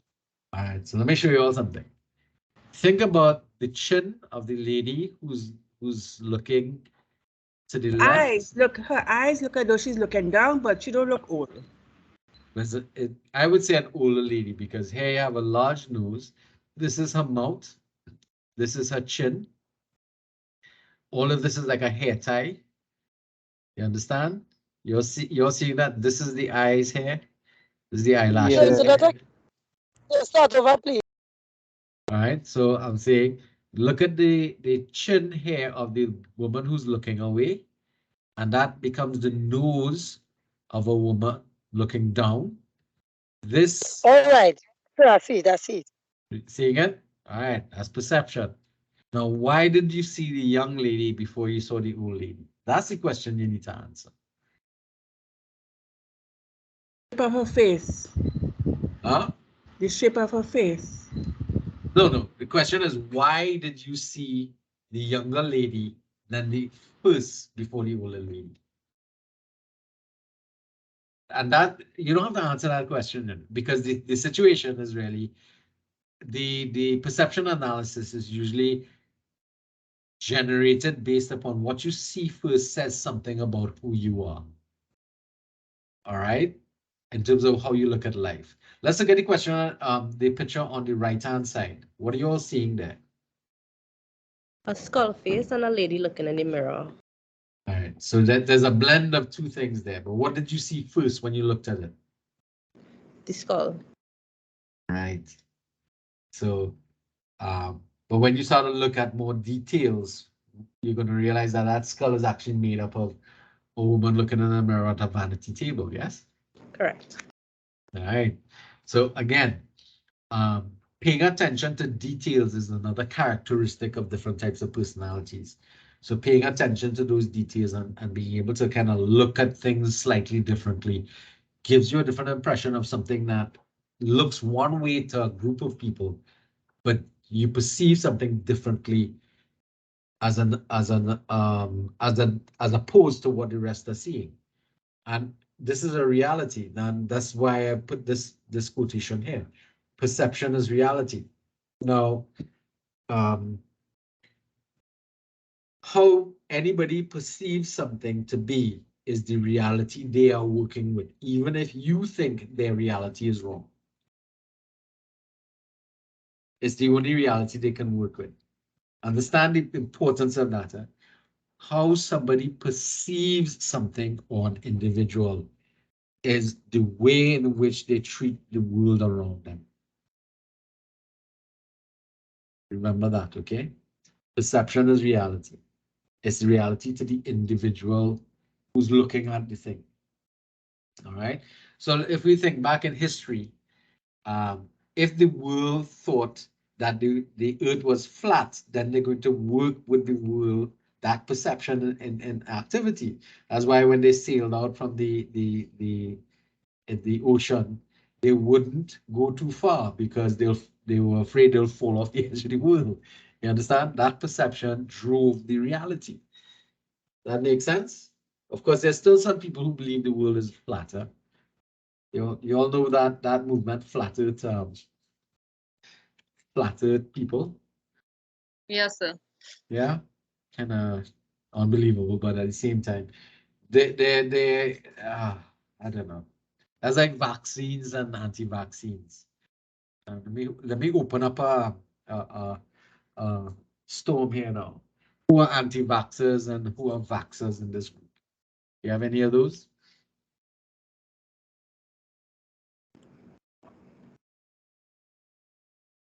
Especially if you have children, that perception of vaccination and not vaccinating. No? Don't engage? All right, let's leave it here. All right, the second part of the three principles is the being part. So we talked about the knowing, know yourself, know how changes occur, know how why others people view things differently. The next one is being. You must be ethical, principled, open, caring, and inclusive. So I want to ask somebody, Ms. Rahman, what does it mean to be open, caring, and inclusive? What does it mean to you? We understand ethical and principled. But what about open, caring, and inclusive? What does that mean to you? So, well, to me, it means that no matter who you're dealing with, background, you need to show them the same respect and the same love that you would show anyone. All right, care and concern, yes, okay. Care and inclusiveness, what does that mean? So you don't judge and you don't alienate anybody for being different. Right, Like very good. just This is especially important in a field like yours, isn't it? it is. Because And you're gonna, I try to practice this as much as possible. right? But it's also very important for us to recognize that sometimes you come across situations where you have a problem with somebody because of a life choice they've made or because of what they're doing and that kind of stuff. And you cannot be inclusive or you have problems being inclusive. So understand that it's a challenge to be inclusive, caring, and open with everybody. But once you identify that you're having that issue, then it's something that you could work on. So again, it goes back to the beginning stage of the knowing. If you know you have a problem, then in order to be it, you have to treat with it. So the only way you can treat it is know that you have an issue. That makes sense? But being inclusive is probably the most difficult. Open, caring, and inclusive means regardless of people's backgrounds, you are going to be inclusive of them in your processes, in your everyday life, especially if you're trying to be a leader in their organization. That makes sense? Yeah? All right. So that then brings us to Yes, this. sir. Right. That brings us to this quotation here, the caring leader. This is from Richard Branson, one of those successful people. If you're familiar with Virgin Records and Virgin Airlines, he's the CEO and owner of those things. And he made a statement that I felt connects nicely with that being. Having a personality of caring about people is important because you can't be a good leader unless you generally like people. That is how you bring out the best in people. And it's quite right. You can't leave people if you don't like them. And I can't tell you how many teachers I've come across who don't like their students. And when you can't like your students, you don't like your students, you can't lead them through a class. I mean, I'm using that from my perspective of things, because I've also come across leaders in organizations that I work with who really shared nothing in common with their subordinate staff and really didn't care about them and treated them like, whatever. And they can't be a good leader because they don't connect with them. You can't connect with people because because you can't connect, you don't care. And because you don't care, you become a poor leader. All right. And sometimes I wonder, how did you end up in that leadership position, having these kind of personality traits of being uncaring and selfish? So I felt that this quotation really exhibits that whole issue of caring and inclusivity. All right, so that brings us to the third and final stage here in terms of the doing element. You must act in socially responsible ways, consistently and congruently as a participant in your community and on your commitments and passions. So what are we talking about here? We'll get into socially responsible thing. We're talking about consistent, congruent behavior. Consistent meaning that every time you engage with any particular issue, you treat it in a similar manner. Congruently means that wherever you meet that issue, in whatever walk of life, be it your personal life, your work life, wherever you meet it, congruently you behave the same way. So you can't be one way at home and one way at work, or one way when you're lying with the boys and another way when you're in the office. It doesn't work that way. You have to be consistently and congruently consistent in your behavior and responsibility levels across the board. And they speak about it here as a participant in your community. Now, your community is varied. You have various communities that you operate in, work, school, church, home, you have all of them. So because you operate in all of these different communities, consistency and congruity is important across the board, because you can't be holier than thou in church. And then when you go to the club, you're behaving like some kind of warhoon. It don't work that way, all right? Yep. If you are being socially responsible, it's everywhere. So you could still go to a party, have a good time, but you could still behave in a relatively decent manner. You understand what I'm talking about? That is okay if when you go to church, you're not gonna, be looked upon as being something different. Would you agree with that? Of course, you have some churches that would not agree with that, because you're not supposed to be in the club, right? Some faiths, I should say. All right. Right. I don't want to get anybody in trouble for that. All right. So let's look at corporate social responsibility. Most organizations talk about being socially responsible. So here, when you're being socially responsible, you're being responsible to society. Based upon what you do and how you do things with your organization. So a lot of organizations speak to this. They speak to it, but they don't really do much about it. So it's something that you're going to have to pay attention to, because we have to start evaluating not only our own behaviors, but also the behaviors of organizations and corporations around us who are engaging in these types of activities. Are they really being socially responsible? And are we helping them to get there? So these are things that you want to pay attention now. How do they treat with their ethical values? How do they treat with their sustainability issues? That has to do with use of resources, disposal of resources, the way in which they get things done. Are they wasting things? Are their goals socially responsible? So to be the biggest, best organization, is that necessarily going to be the best for our society, that you are the largest producer of things? Or because you end up being the largest producer, then you can take advantage of everybody, right? And in the long run, are your goals and organizations, your activities, useful to our society, or is it really just a waste of time?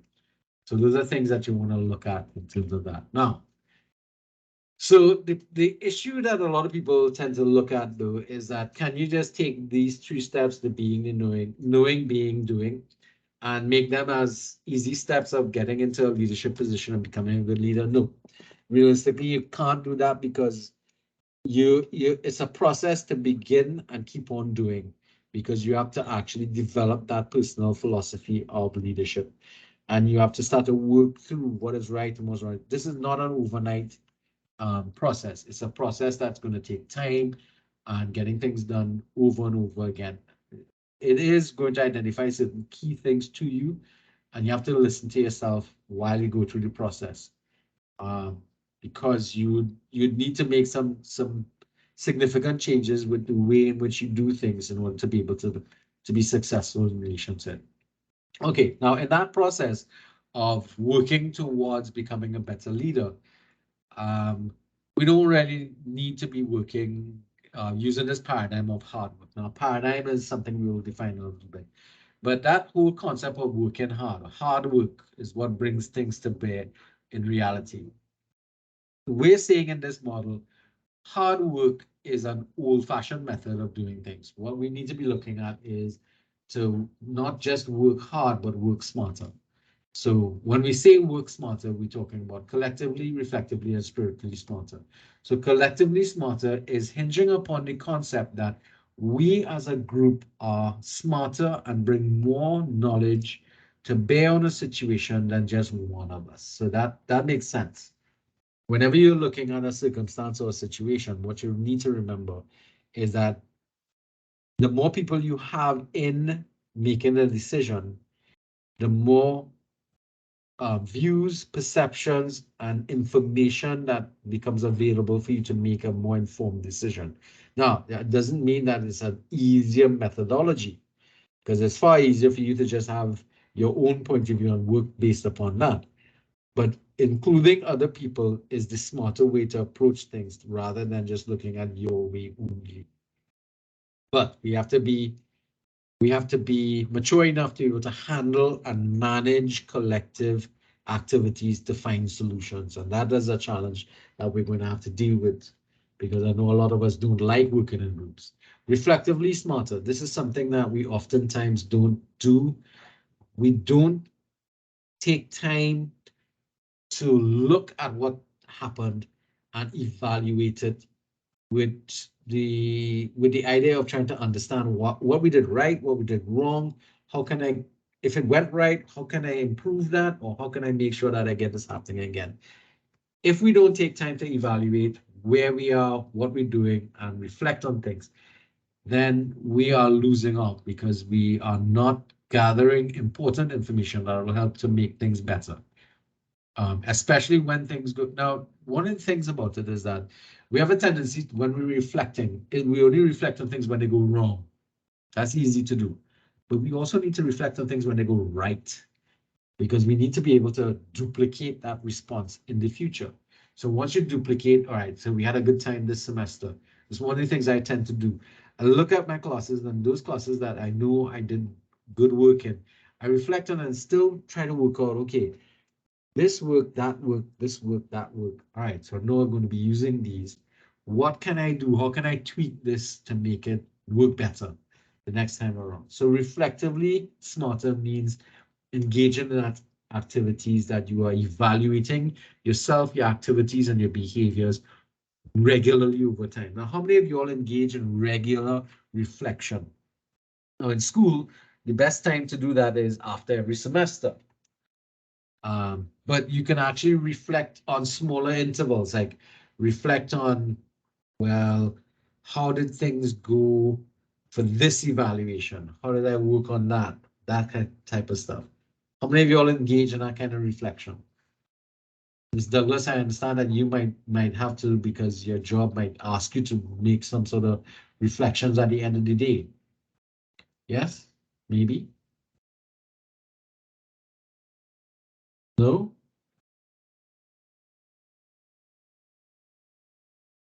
Anybody who does reflection on a regular basis?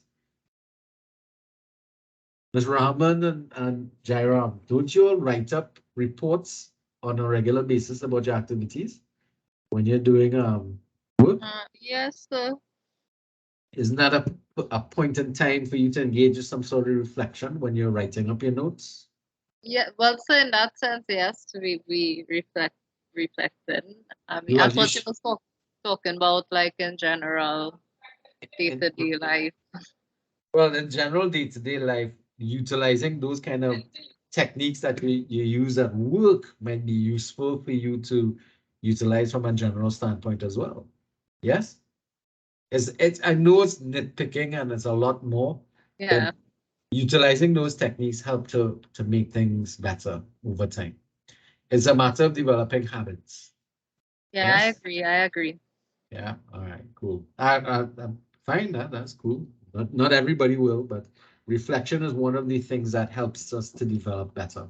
Now, spiritually smarter has nothing to do with religion. What it has to do is with values.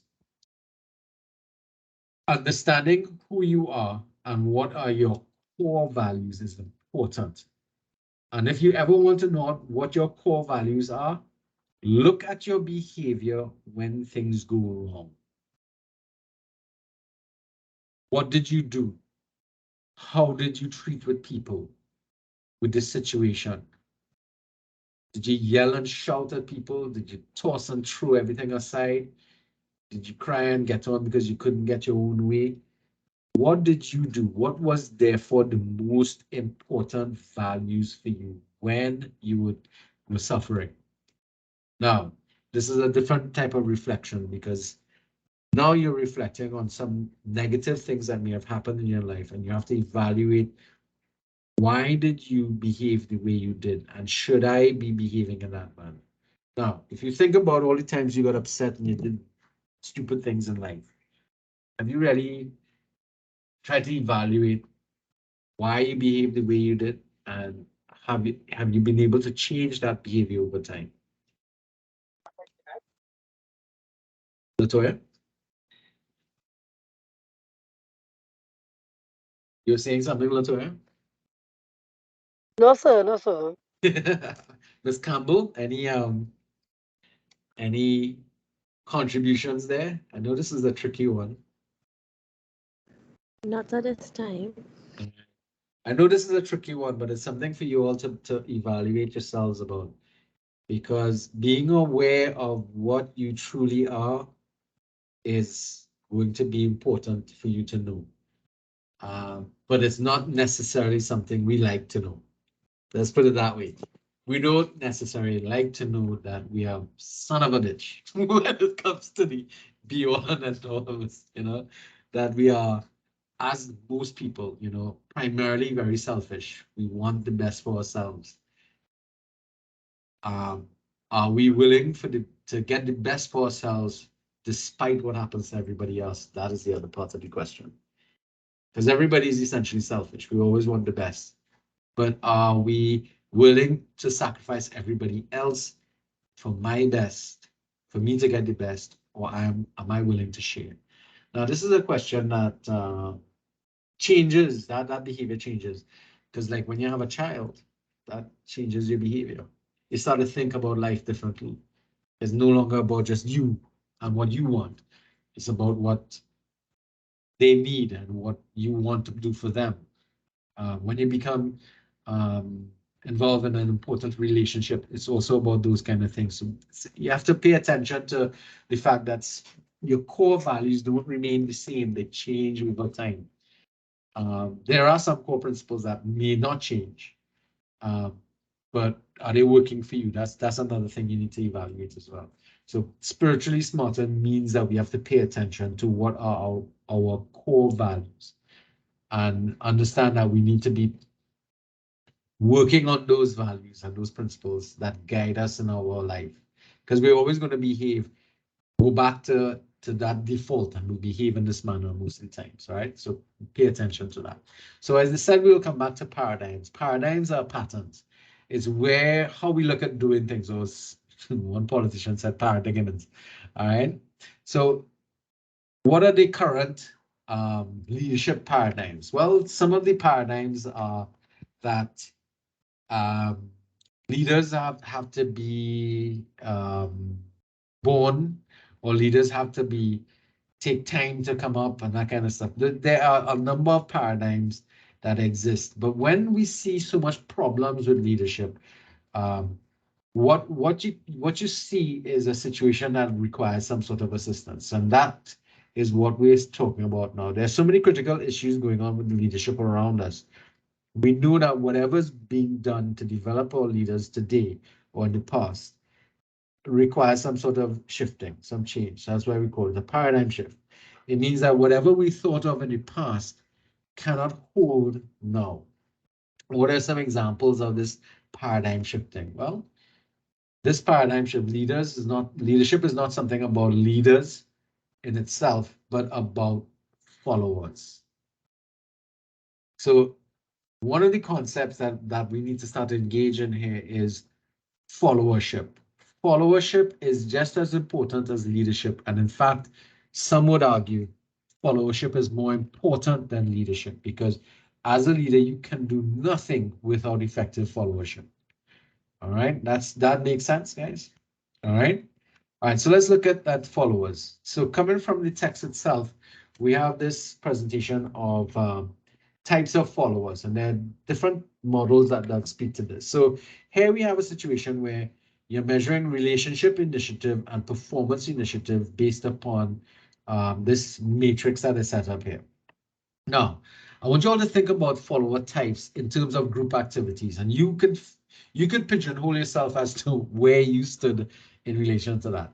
So the best type of individual who you would like in a group would be a partner, somebody who has great or very high performance initiatives and very high relationship initiatives, meaning that they're willing to do the work and they're willing to work on the presentation and present confidently and so on. That's a partner. Problems with partners and leaders is that partners can challenge a leader because they're just as well balanced as the leader ought to be. Now, as opposed to the partner, you have the politicians, the one who loves the talk and the glib and so on, but they can't do the work, or they're unwilling to do the work necessary to get that presentation sorted out. So that's a politician now. Again, this is they like the talk, but they can't walk the talk. You understand?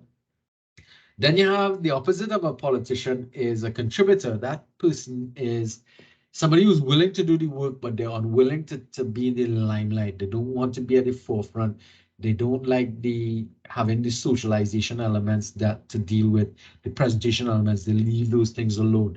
Those things, contributors, some of us fall into that category because we have fear of leadership or fear of presenting and speaking in public. Contributors is a good, there's a good for that, and think about where you may fall in that. And then of course you have the subordinate or the sponge, as some people like to call them.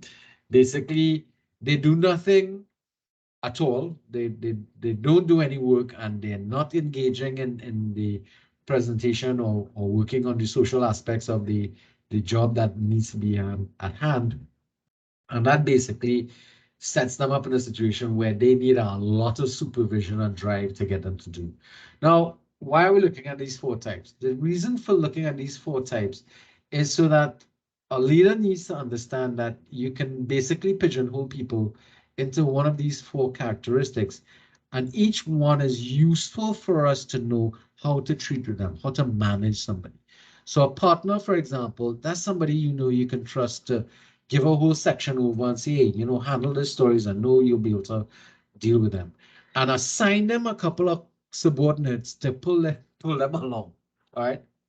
If you understand what I'm talking about. So a partner can assist you with somebody who's behaving like a lump in your group, so that they can help pull them along, because they need a lot more supervision to be able to get things done. It's almost like you got to stand there with a whip and make them do things. Unfortunately, there are people that, regardless of how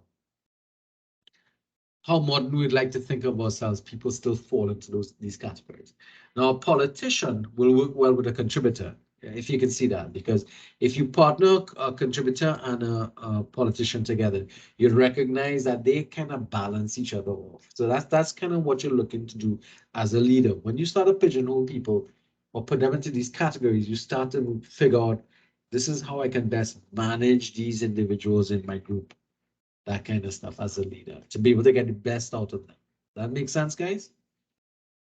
So the question would be, where did you fall in that into the four matrix? You don't have to answer that. Don't worry to sell yourself out. I know all of us would like to think we're partners, but some of us are subordinates.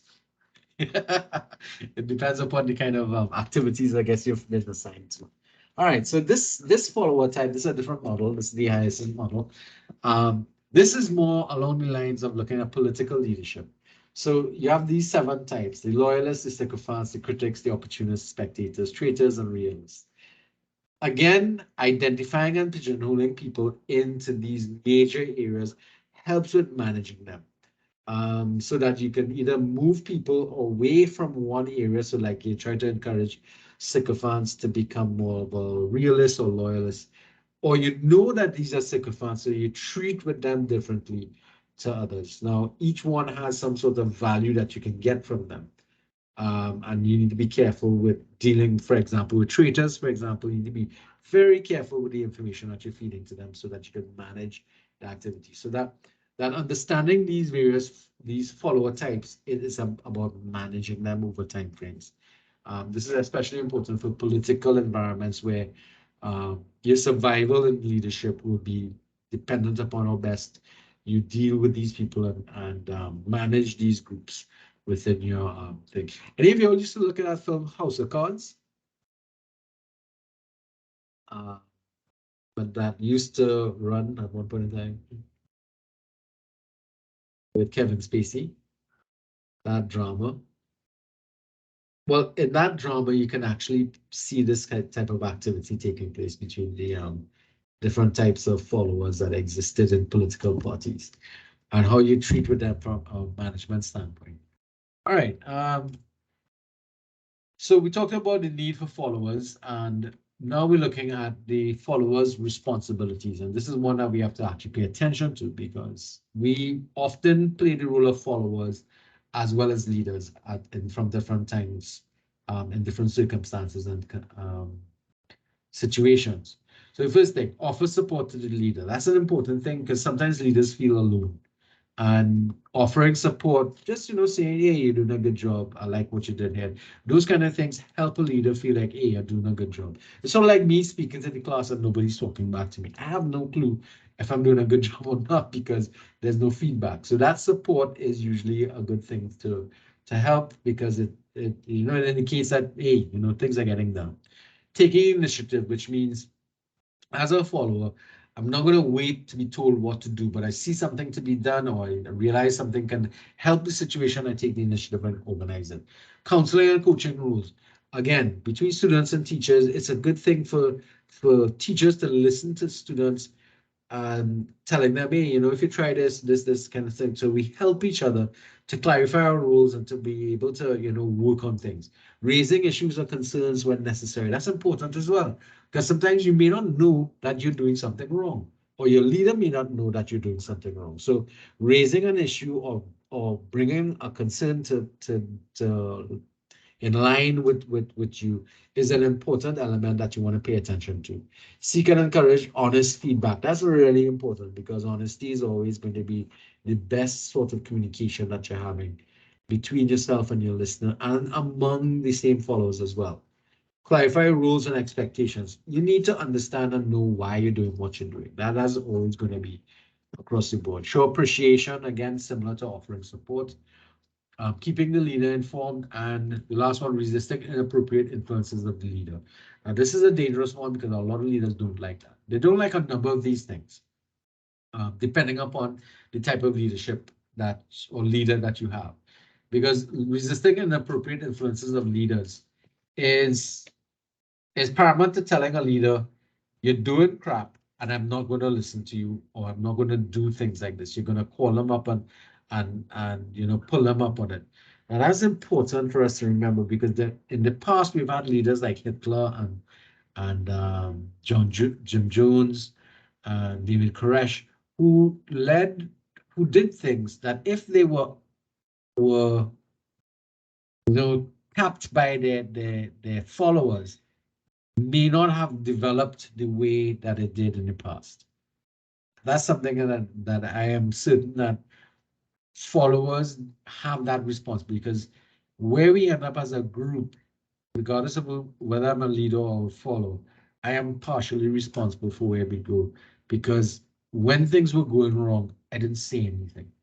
And that's an important thing that happens. And unfortunately, a lot of leaders don't like followers who exhibit this type of characteristic, because it it makes them look bad, and they don't want to look bad. So there are things for us to do. Now, in order for us to deal with those responsibilities, we have the following competencies: displaying loyalty, functioning well in changing environments, that's important, dealing with change, functioning well on teams, something I know students don't like, but yes, teamwork is critical when you're working in an organization. Thinking independently and critically, that's a critical, because that will be where you're able to resist inappropriate influences and such, by being able to think and act critically and independently, and considers integrity of paramount importance, because that is going to be critical, because that becomes your ethical guidelines that is going to be leading you through that type of activity. All right, so but after going through those things, would you say that calling that individual a follower is the best way to talk about it? Might you suggest some kind of other phrase we could refer to those individuals as? Anybody? Is there a phrase that you could look at? Support system. Campbell, what's that? A support system. Support system. And what did you say? I think it was RD? No, it was me. I was saying colleague, but oh, a colleague. All right, that's important. Think about another phrase that is utilized in businesses these days: associates. That makes sense. Yeah. But all of those are different good suggestions, I would say. Rather than say this is my subordinate, this is my colleague, this is my support system, that kind of stuff. That I like those that thinking. That's cool. That's actually good. All right, so let's look at moving and looking at the type of followers that we can end up with. And this is a dangerous one, because again, you have a situation here now. We're looking at the level of independent and critical thinking on the x-axis, sorry, the y-axis, and on the x-axis, we're looking at degree of activity from being active to passive. Now, if we look at effective followers, those are people who are highly critical thinkers, independent critical thinkers, and highly active in an organization. Now, again, we're going to utilize this in the context of political groupings or political groups. Effective followers are those that are highly critical, so they're going to engage in critical thinking. They're not just going to follow along. They're not just, unlike these people here, yes people who don't think critically, but are highly active in the organization. Basically, they're yes people, because as long as the leader says something, they will say, yes, sir, and they run and do it. That's a dangerous set of people to have around. Another set of people are sheep. They don't do a lot, but are easily led because they don't have any sort of critical thinking. That's they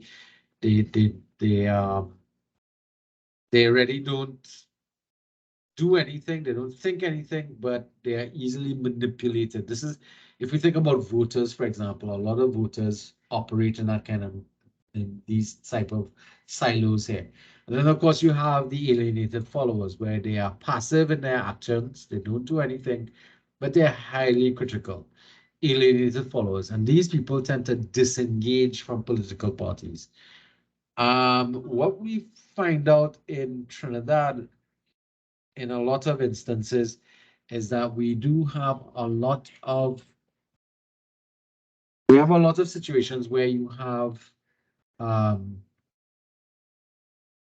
alienated individuals in our society because they don't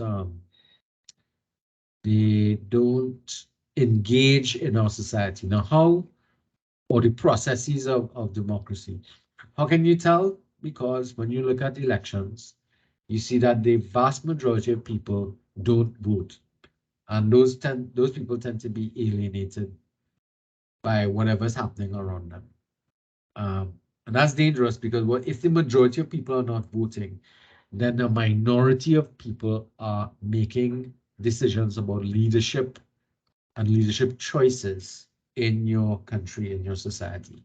And that's dangerous. That's why one of your responsibilities as a good follower or leader is to take part in those kind of activities. And I know some people may not like that idea, but what I'm saying is you want to pay attention to that, because if you fall into this category of alienation, think about how you could go to the effective follower.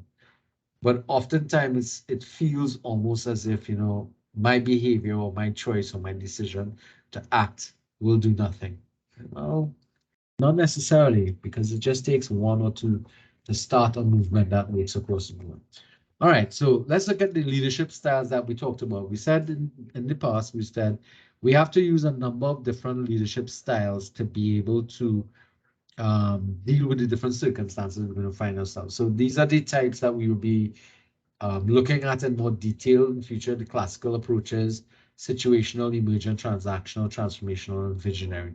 So we're going to be looking at some sort of presentations that we're looking at by you, and some of the chapters I am looking at as well. We're going to be looking at some of these as well. So we're going to be paying attention. But these are the different choices of leadership styles that become available to any leader to utilize in their journey moving forward. Okay, so the leader now is any person who's actively engaged with others to accomplish change. Notice that you have to be actively engaged with other people. Now, the question of whether or not the change is positive or negative is going to be dependent upon what change you're trying to engage in, and therefore we will hold that back for a little bit. Let's look at what are the purposes of leadership. Motivation, we all know about this one. For those of us, especially who come from a business background, motivation of employees and subordinates is a critical element. Attaining organizational goals. If you don't achieve the goals, then you're not successful. Ensuring that the rules that we have set up for the organization or for the committee or the community, we adhere to those rules, provide continuity and momentum, which means we're not just jumping from one place to the next, and we're not just stagnating. We have particular ideas that we are holding to, and we're moving constantly to achieve those things. Embracing and foster change, that's important to us. We become stagnated, stale, and get left behind. We're doing things that we are aware of the common good. The common good is something that we will talk about in a little more detail. All right. We behave socially responsibly. We engage in civic engagement, and we engage in civic responsibility. So we need to talk about some of these in a little more details. When we say socially responsible, we're talking about doing things for the well-being of everybody in the community that we work in. Now, it's either where we work, where we live, where we go to school, whichever community we engage in, we need to make sure that we are thinking about the well-being of other people, as well as the public good for everybody, even the people we don't engage with. We still are looking out for what we do as being beneficial to the well-being of everybody. So you may not think about some of the things that you do that creates that situation, but everything you do has a knock-on effect on everybody around us. So the smallest thing to the largest thing, unfortunately. Well, not unfortunately, but interestingly, civic engagement, a heightened sense of responsibility for the community. So this is the same thing. Civic engagement, you're engaging in activities in your work, social, family, community. Now, how many of you all participate in sort of like clubs and stuff like that, or part of church activities or community activities in your own life? I mean, I know right now a lot of you all are probably tied up between school and work, but some of you all have any kind of relationships like that, or activities like that you're engaging in, social, religious, whatever. No. Yes, I guess. What type of thing? Well, when you say social, you mean that could reflect like, okay, so I am a member of the Trinidad and Tobago Eco Divers, so we do regular beach cleanups and underwater cleanup. Right. Yeah, that's what you're talking about. That's a social group. Yeah. Good. Good. That's a good example. All right. Now, it doesn't have to be only physical socialization. You can have online socialization as well. So once you're doing things with a great sense of responsibility for the communities that you're operating in, that's what we're talking about. All right. But what I'm looking for is people who are actively taking part in things. All right. So some of the actions that we were talking about here, participation activities such as volunteering, service learning, basically kind of getting things done, cleanups and stuff like that. That's interesting. Those are the things that fall into that category. A willingness to make positive contributions. So beach cleanup is one that works in. The ability to be involved in civil society, politics, and democracy. This is one that suffers from a lot of non-compliance or alienation on the part of a vast majority of our society. We don't see the political system as being useful for us, and therefore we disengage. I mean, I have suffered from that as I was growing up too. Social cohesion, that there's a sense of trust and responsibility and reciprocity between each other. So like when I do something in my society or my part of the community, I understand that it has an impact on other people. And because they do something good, I don't just look for doing things because it benefits me. And I don't look for people to be doing the same thing to benefit me. I'm looking at doing things generally for the well-being of all of us around. And a sense of reciprocity, meaning that if I do something well here, it should pass on to somebody doing something good for somebody else and that kind of stuff. A kind of pay it forward kind of mentality. And we'll talk a little bit more about that. The next thing is civic responsibility, the sense of personal responsibility individuals should feel to uphold their obligations as part of any community. So here we're talking about things like jury duty. Anybody have the jury duty? That should be interesting. Going to school, but all of you are in school, so I guess you're doing that. Obeying the law at all times, paying taxes, or are you ducking taxes? So obeying the law, that's an interesting one. Do you always, if you drive, do you always drive at the speed limit?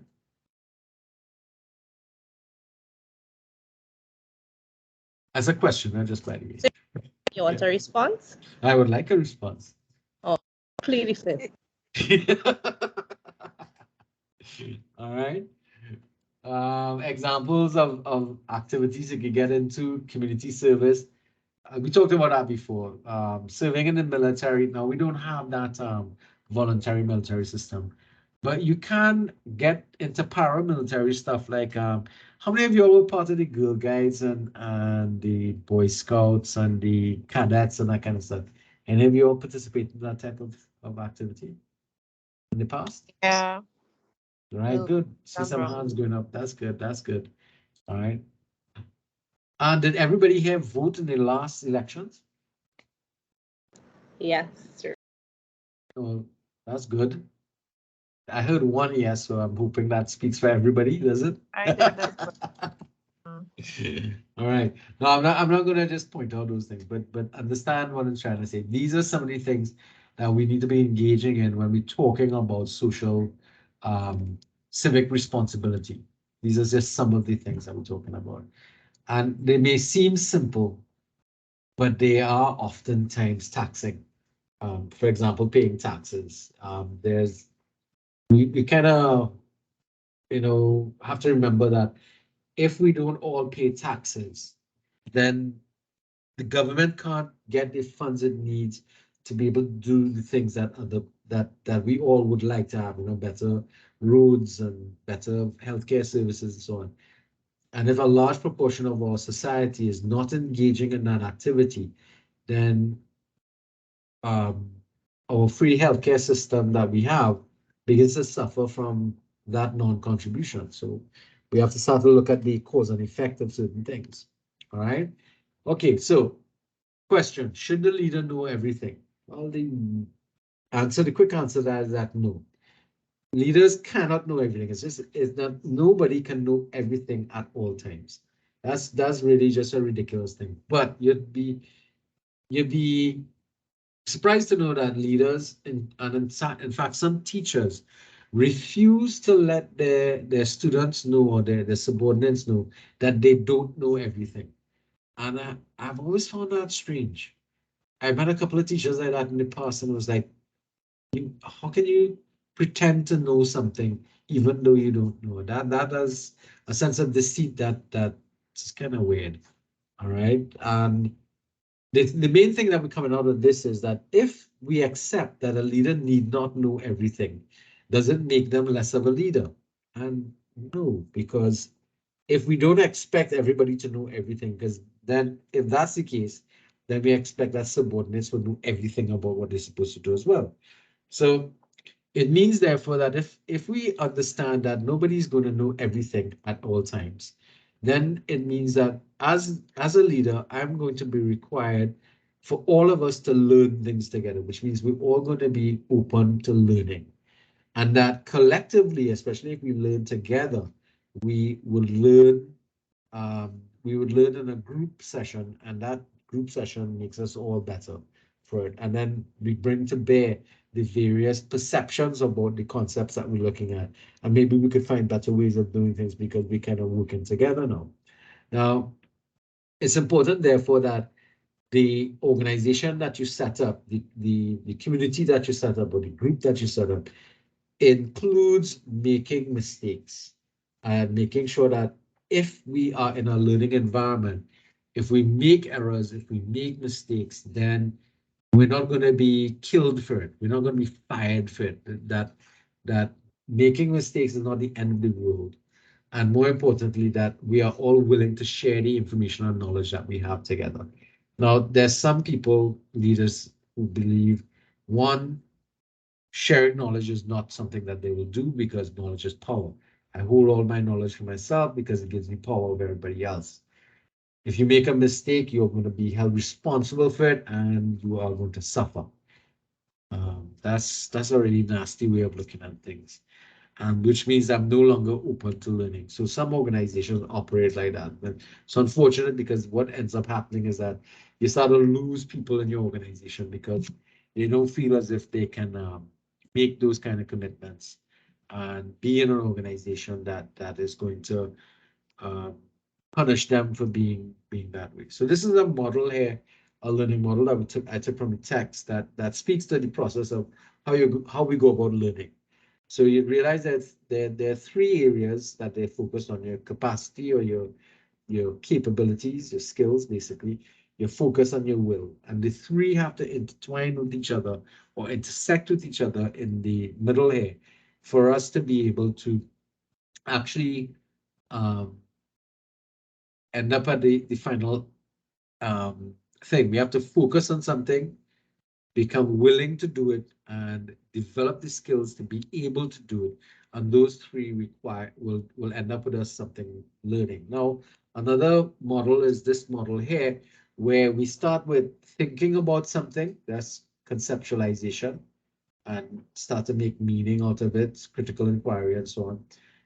Trying it out, which is application, looking at what happens and evaluating it, that's reflection, and then coming back to the beginning process and start the reconceptualization again, and keep on doing that until it becomes an accepted form of behavior or accepted idea, and that then develops theory, and that theory is then moved into application. Now, some of you all may recognize this as the scientific method of how theories or hypotheses become theories.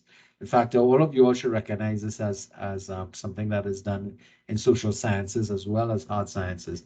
It's the same scientific process, and it's a similar idea utilized in learning as well. All right. So most organizations that generate this type of learning environment have the ideology of lifelong learners as part of its policy, because they recognize that regardless of how regardless of the length of time you spent in any profession or in any activity or in any process, there is still going to be more and more to learn. And it's something that, for example, COSTAT has in its mission and vision statement that we are in the business of creating people who are lifelong learners. That's you guys. And in fact, faculty and staff of the college are engaged in that type of development over time, every time. We keep on going back to class, going back into training to be able to learn things. We're lifelong learners. In fact, any part of your life, if you think about it, there's more things to learn, more things to do, more things to try. Those are the things that we're going to pay attention to. Now, another form of learning is experiential learning. This is where we learn from the things we do. It's referred to as the concrete experience. And those concrete experiences help us to take an idea that we have, an abstract conceptualization, and move it into the reality. And a lot of us actually engage in the best forms of learning like this. And radiology is one I could think of, because you can do all the reading and studying that you can, but the best way to actually learn how to do something is to be able to do it. Yes? My radiology people would say so. You actually have to physically do it. Would you all agree? Anyone? Yeah. Yeah, have to do it. Anything that requires conceptualization, because you have to think about the whole process. Okay, I need to do X, I have to get Y out of the X, and in order to do that, I need to do X, Y, Z, and so on. But then when you come up to the real world and you start to engage in the activities, and that brings us to this, there are different things that you would not think about when you're conceptualizing it. When you actually do it, things start to present itself. And that active experimentation develops into a concrete experience from which you can reflect, make observations, and refine your conceptualization to start to say, okay, practice is going to start to make this a. All right, I know what I was doing now. I was guessing I was doing before, and so on. Any kind of learning requires this kind of movement from abstract to concrete. And that's the important transition I'm talking about. This is why experiential learning or learning through experience is probably the most powerful form of learning that exists outside there. But it is one prone to a lot of error making, because when you're engaging in some of the activities, you can make mistakes, and therefore your profession, your organization, your leadership has to take into consideration that this kind of mistakes is going to be important, and that reflection and observation here becomes critical. This is one of the reasons why Jairam, you and any of your radiology or radiography students need to be doing journals like this, where you make oftentimes reflections of your activities for your own personal understanding, and taking note of what went right, what went wrong, that kind of stuff. Those things are useful in helping to build better practice over time. Even doctors do it. Doctors have to take notes and stuff like that.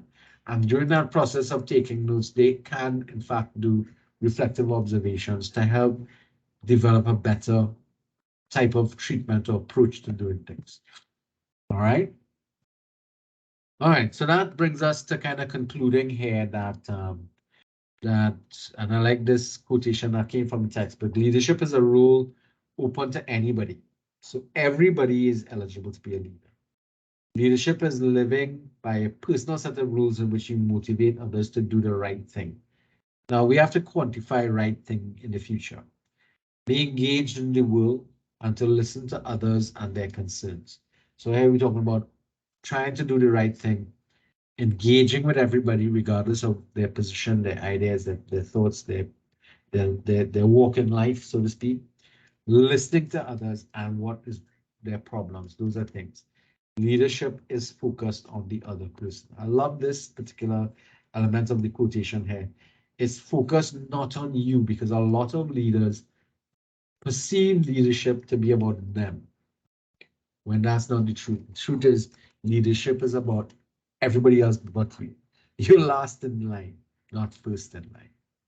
And that's a hard thing for some, because when people talk about whenever you speak to somebody and you get introduced to them, one of the first things they always tell you is, you know, when you have to introduce yourself, I am so and so, and I am this, and I work here, and this is my position in the organization and stuff like that.